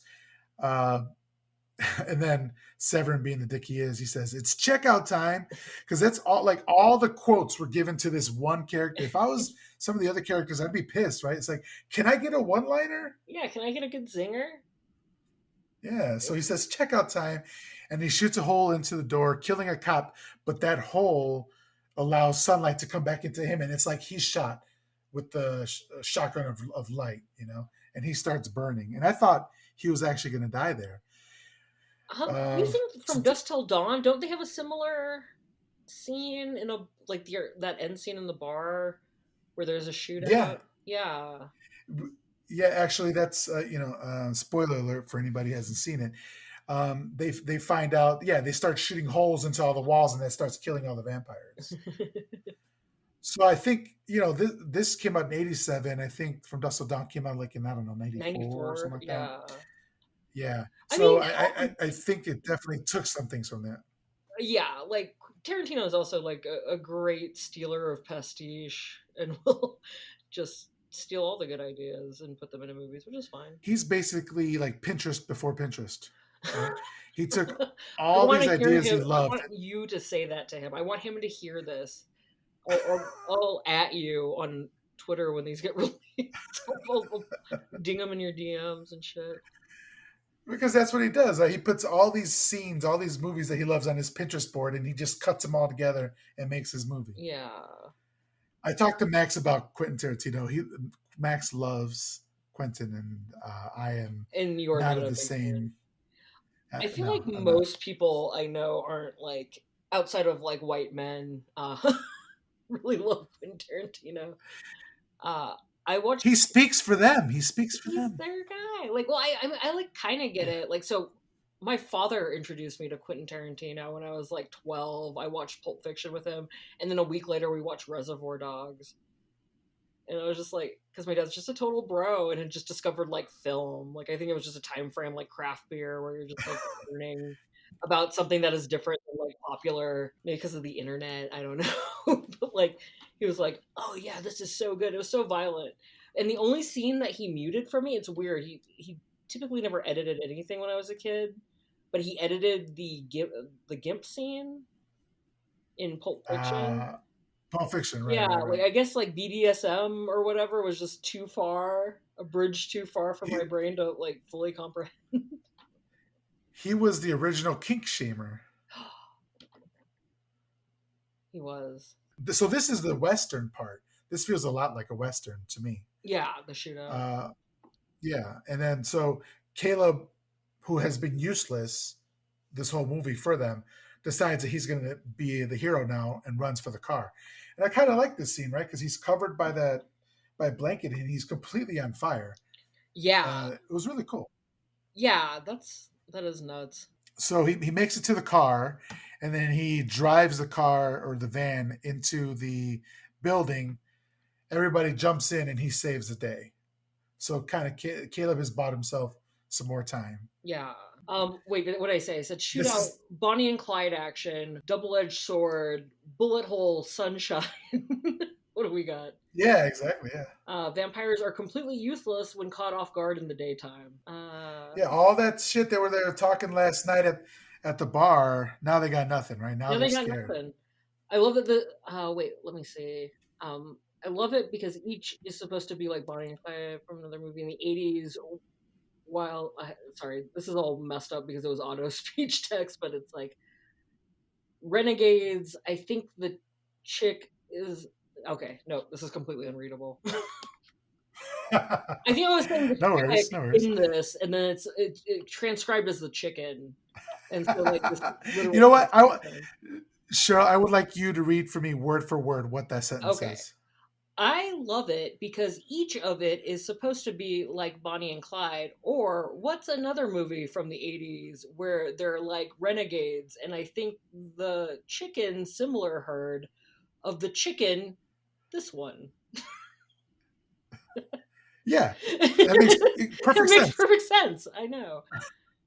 Yeah, Oh, cool. he's That's the making it to best. the really cool black van. Whoa, I would buy this van. It would be cool to chill in with the tinfoil windows.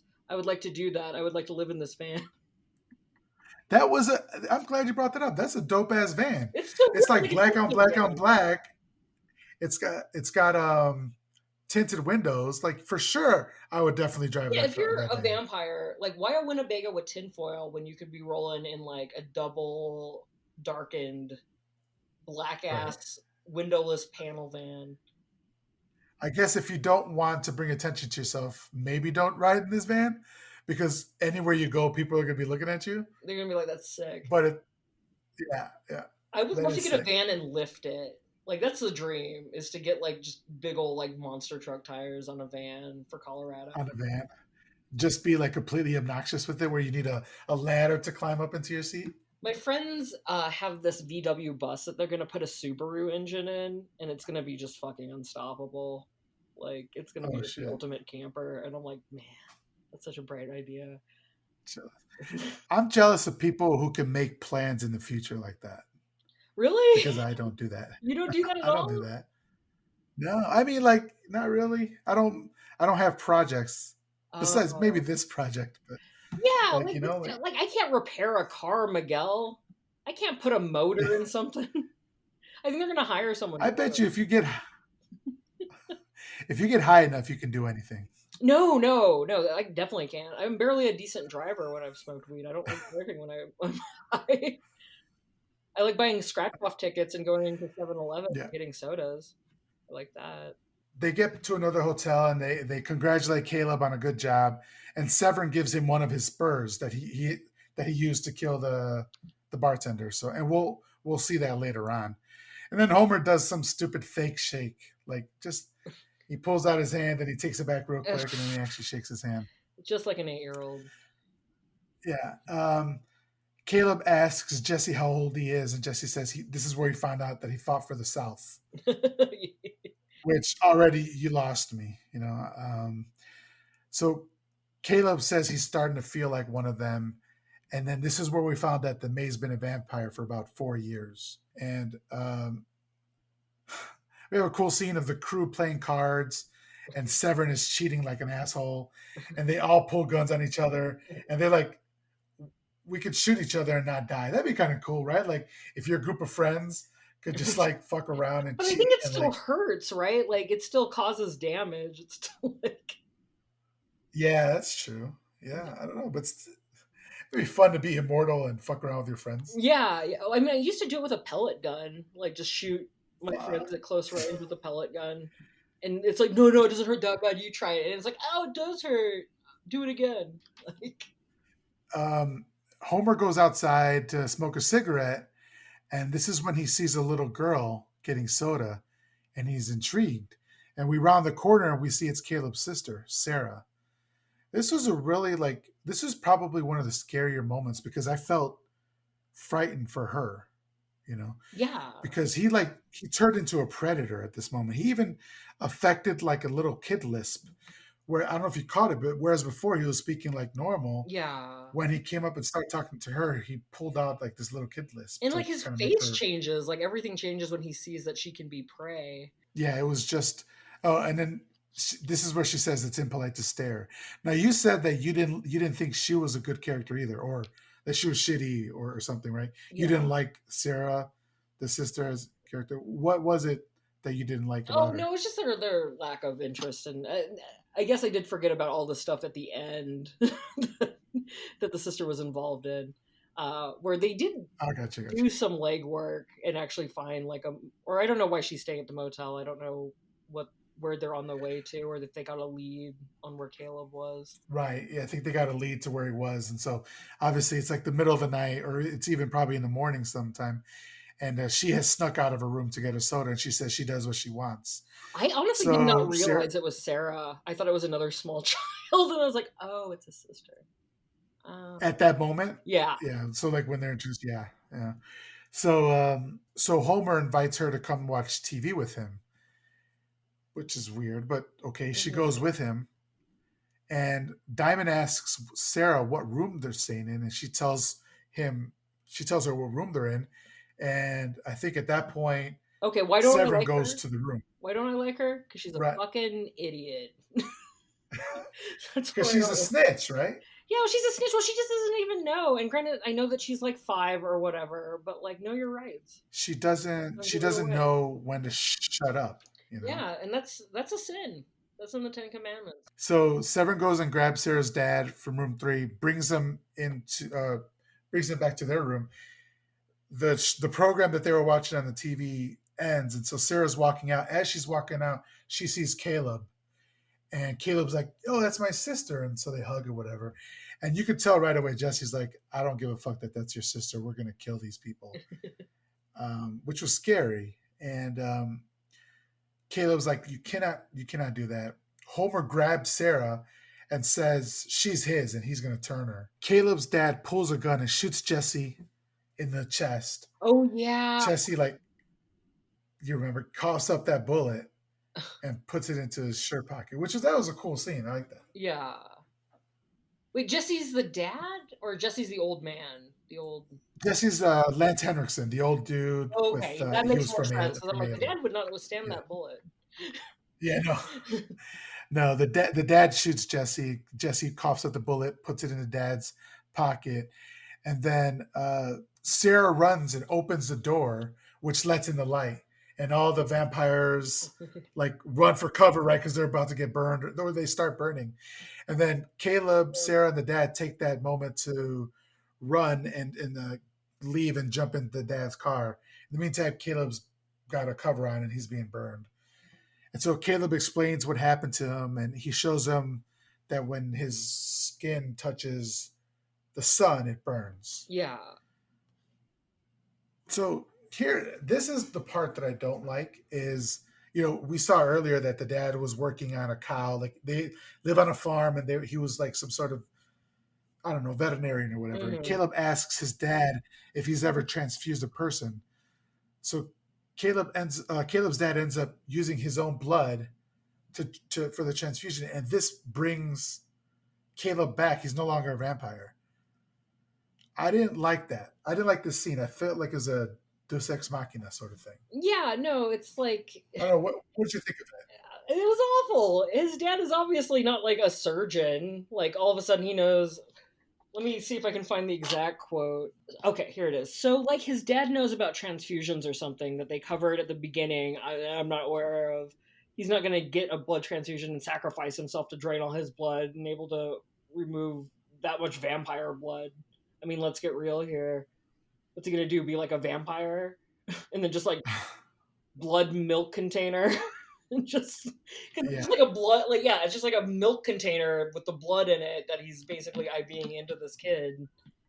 Yeah, I don't think that's sanitary. No, it's not sanitary. Like I Did don't that know. have so are we led to believe that he did that for animals? Okay, fine.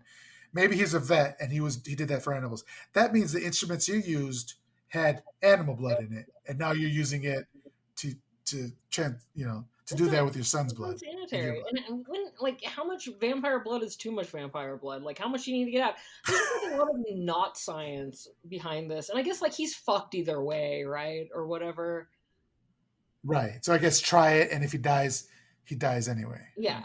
And he would rather die But anyway. yeah, and one of the things we were talking about earlier was with the female gaze with the female director is that we see Caleb on the slab on the table. He's shirtless and he's writhing in pain, and he's all oiled up. I'm like, that's fair, because if it was a I male didn't even director, that'd notice probably be that. I the didn't even notice that sexy scene, Miguel. I don't. wow. Did I just learn something about myself?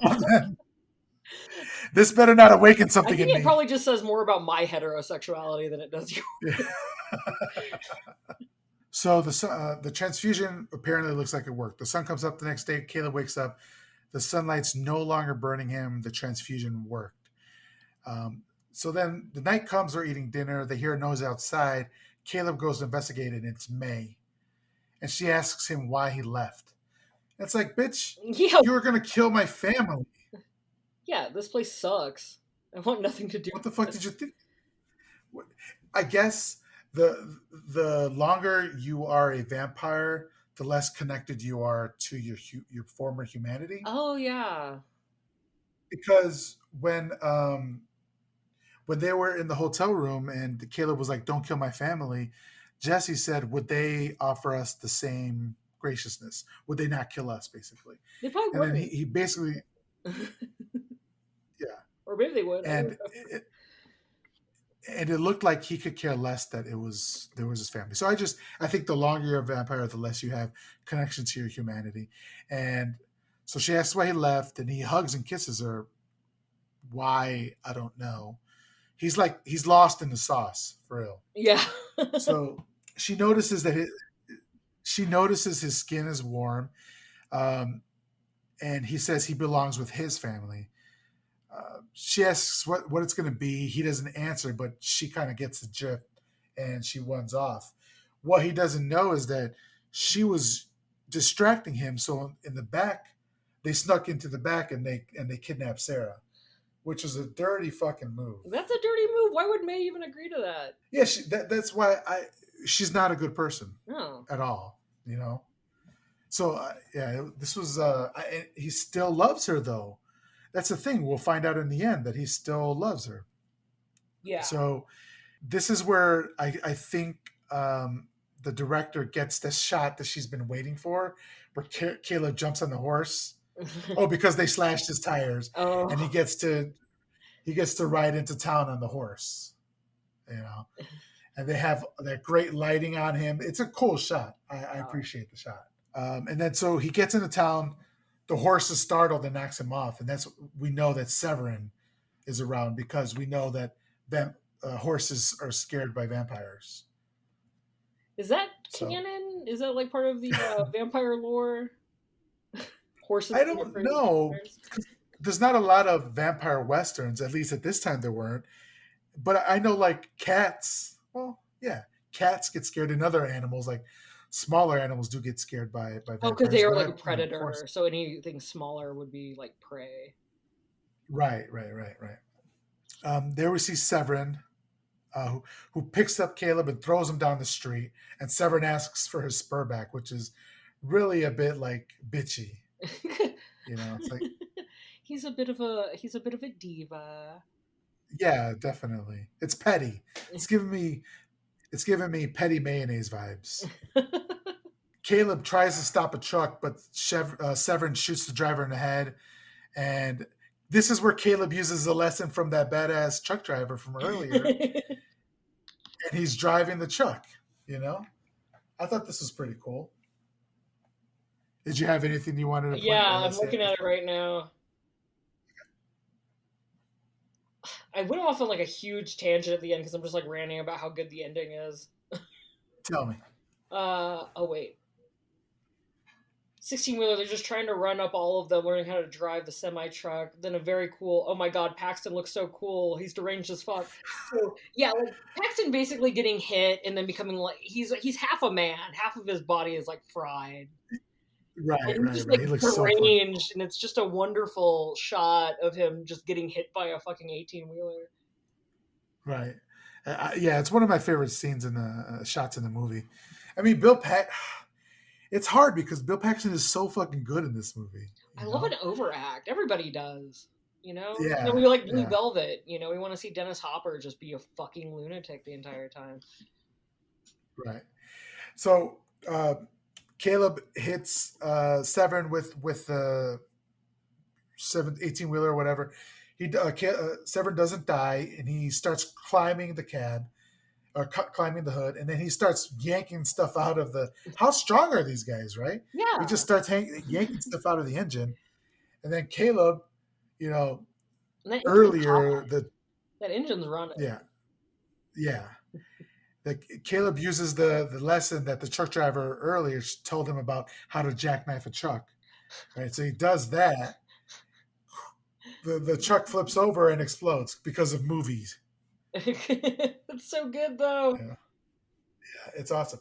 And then so I guess that kills Severn because we don't know if it does, but we don't see him I anymore. mean, was it a You gas know, truck maybe? I just like, yeah, like I mean if he lives he's gonna look like shit.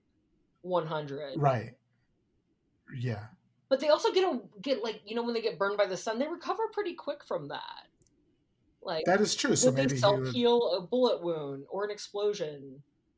Or what if there's like 27 pieces of them? Do they all get to live separately? Like, Is it like Terminator 2 where the the robot or the android, whatever it is, gets blown up and then melds himself back? So if they divide into 27 pieces, do they get like sewn back up and you're good? You know, oh, I had who another note knows? about Who James knows? Cameron and Kathryn Bigelow because I'm obviously obsessed and I would like to like. I think I listened to their Trashy Divorces episode, which is a podcast I listened to, but I don't think it's going to tell me what I need. I feel like James Cameron and Kathryn Bigelow are like Courtney Love and Kurt Cobain in that they're both very talented in very specific ways, and it's easy to think that one person is a genius, uh, but we know that that they are both geniuses.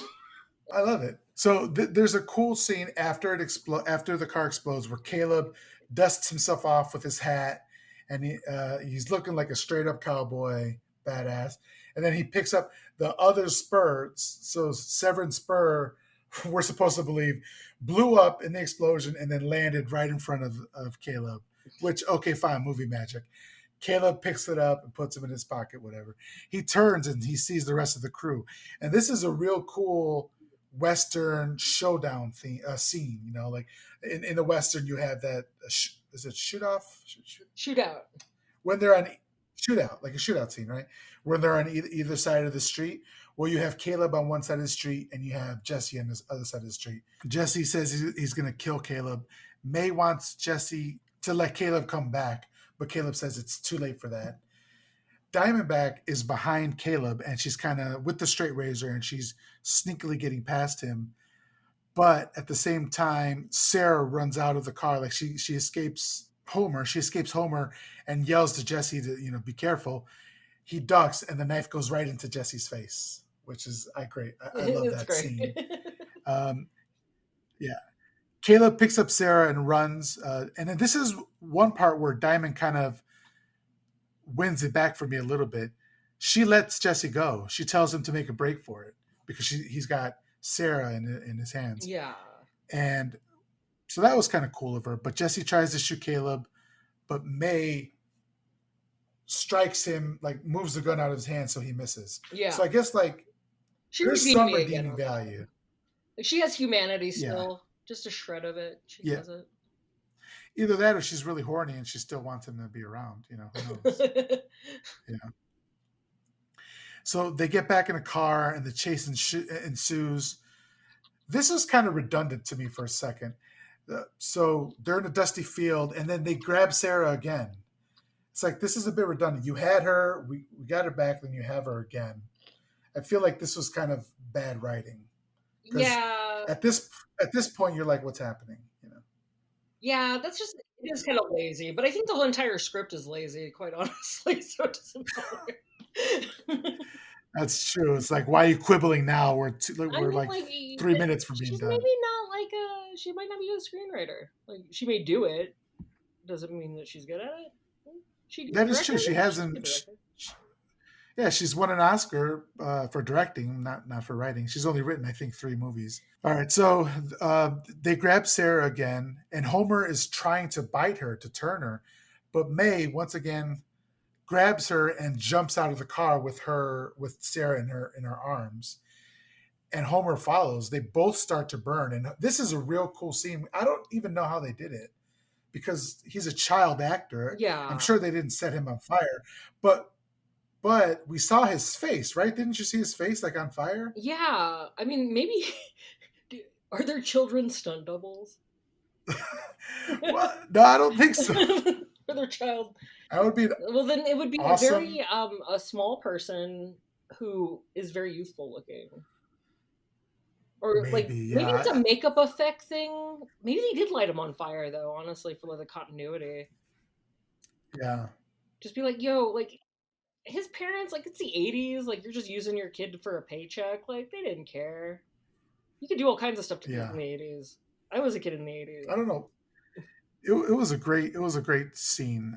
However they did it, I really liked it. Homer has jumped out of the car now. He's getting burned by the sun, and he ends up exploding. So, Yeah. which was awesome. I wasn't expecting that. I'm like, that's what happens? You just fucking Yeah, explode? that was cool. Yeah, in some vampire movies they explode, in some vampire movies they dissolve. So who knows? Um, Gross. Jesse comes back. He and Diamond are kind of holding hands, and the car slows to a stop. So I feel like this is like their Thelma and Louise moment, right? They're holding Yeah. hands, and they're like, this is the end." Instead of like jumping out or driving off a cliff in a blaze of glory, they kind of just roll to a standstill, and then the car explodes. So now we see May. She's on a transfusion table, and we know that Caleb has put her through the transfusion process, and she sees the light and she's scared, but Caleb tells her he did the procedure on her and she's going to be fine. And she says she's scared, and she says he says don't be, it's just the sun. And then we freeze frame on her face, and she doesn't look happy. She looks scared to me. So I'm not sure why they chose the freeze frame on her face. I don't know what they were trying to say there, They're trying to say but that these guys have 3 more weeks of being together before they decide that being vampires was the only thing keeping them together. Like, yeah, that's probably what it was. because, like, yeah, like now you're normal. What? Cool. Are you guys gonna just like get jobs or something? Like, Right. But also, it seemed to me like she enjoyed being a vampire. She didn't ask you to turn her, to yeah, it's give such her a the double transfusion way. to Like, turn her back she did it human. without his consent. He did it without hers. He's like, "This is what you want. You want to be with me, but I want to be with my family. So you're gonna have to just do whatever I want you to because you passed out and I put this transfusion inside of you." Yeah. And then, so a couple things. So it has to be on his terms, right? Two, we're in the mid 80s with the AIDS epidemic. Like, you don't know what her blood is, who she slept with, or who you've slept with. It's a bad thing to I do really all wish they would around. have And taken the I AIDS just thing into consideration here, because like that would have been a prominent statement in like a Hollywood movie at a time where nobody was talking about it in any kind of way. right. And I just think it's lazy. It's just like, are they the first people to think of this transfusion thing? Like Caleb is so smart that nobody else who was turned as a vampire thought to do the transfusion. Like, I don't We know. also don't like think It like seemed how lazy did to it me. originate? Like, okay, it's a mosquito or whatever that started it. Like, obviously, there's other people who are infected. there's probably other people who are infected who would love to not be infected and like not be, or Right. infected is wrong. I'm sorry, that's like more of a zombie thing. But they're not, they're a vampire, they're dead. I don't know. I don't know what kind of Yeah. necromancy is going on over here, but I don't like it. I don't like Right. it. Right. So and then we see a credit comes up, synth score by Tangerine Dream. I think I really like the music in this movie. I think Yeah. it had the right tone the whole time. I really like that, makes such a huge difference, like with like It Follows and like just like a really good soundtrack really just nails it. It Follows is Right. a great soundtrack. Yeah, it Yeah. slaps. It's so good.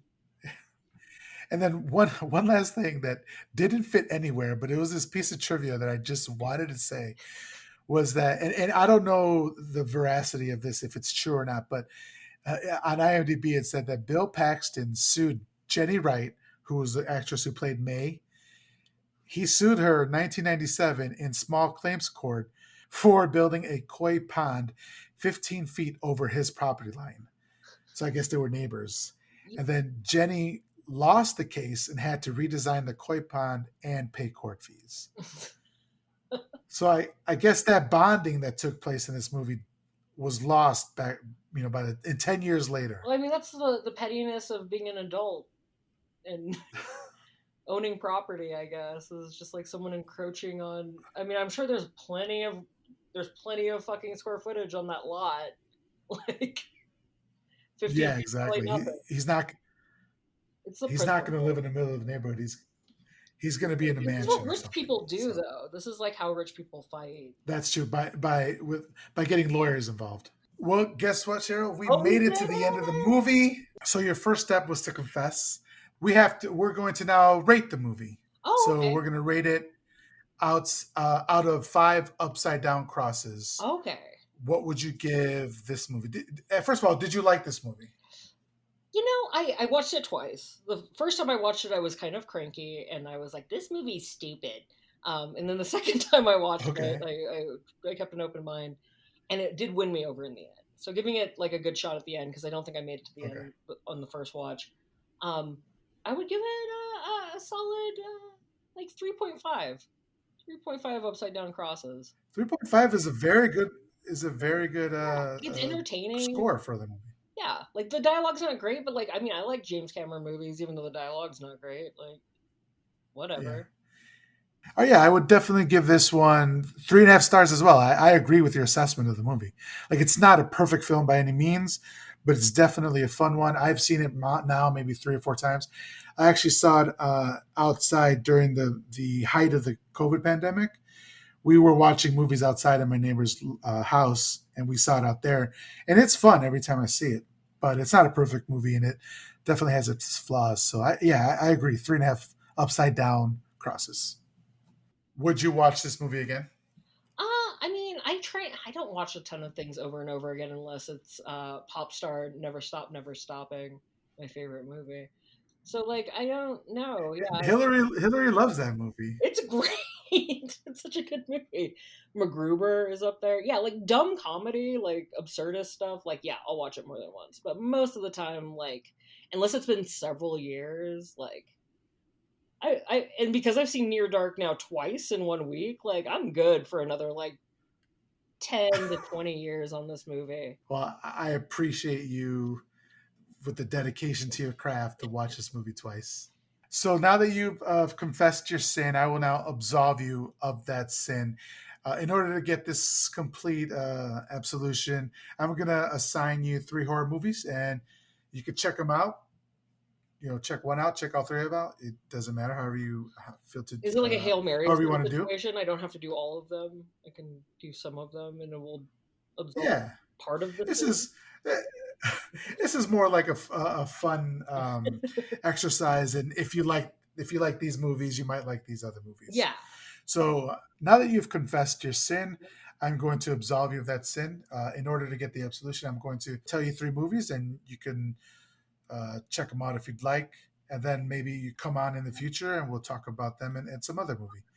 So the first movie is John Carpenter's Vampires. The second one is The Velvet Vampire from 1971. And the third one is Curse of the Undead from 1959. Now, Curse of the Undead, I believe, is the first example of a horror. I'm sorry, of a vampire western. And then, of course, Carpenter's Ooh. Vampires is another horror vampire western. And the Velvet Vampire, it's not a horror vampire western, but it does take place in the desert, and it's just real trippy and cool. It's got a '70s vibe. I think that's the one you're gonna dig more than Yeah, the I'm other way into ones. it. Yeah, I'm definitely down to watch that for sure. All right, Cheryl, thank you so much for being on the podcast. Was there anything that you wanted to talk about? Was there any project you're working on, or your social media so people can follow you? Definitely give out your Instagram because it's one of the dopest Instagram accounts I follow. For plugins that I have, pluggies, Uh-huh. I don't have a ton of creative stuff going on right now, because I just went through a big move and I think I'm in the process of potentially buying a house here. So it's Oh, been a nice. while. But my Instagram is Cunty Couture, but the U is a V. Uh, I'm you'll see me. My hair is very distinct. I'm so glad that you And then said your name, your Instagram name, because I wasn't going to. you were going to, yeah. I mean, I don't know. I think It's a great name. people outside the English Commonwealth don't like to use the word cunt much. It's like a negative connotation. There's a there's a drag performer who's called Cunty Couture, and because I started my Instagram before she was working, I have it, and I'm sure that really rubbed her the wrong way. Uh, all she's uh, got to do is pay you for it. she does, yeah, $10,000. Just kidding. I would never charge that. I don't even love the name so much. I picked it a while ago. I'm actually not that cunty. I don't know. Um, I Yeah, I don't know. If you want me to write weird poetry to you or draw weird pictures, you can cash at me at King Dingus. Otherwise, I got nothing. All your names are great. I won't say your email that you gave me to send you a link, but your email is great as well. I have been Miguel Myers. If you want to follow me on Twitter, it's at MHC Pod, My Horror Confessional Pod. Instagram at My Horror Confessional. My email address is myhorrorconfessional@gmail.com. The music you heard was by Taylor Fox. You can follow her on Instagram at the Taylor Fox. That's all. Thanks for listening to the podcast, and we'll talk to you later.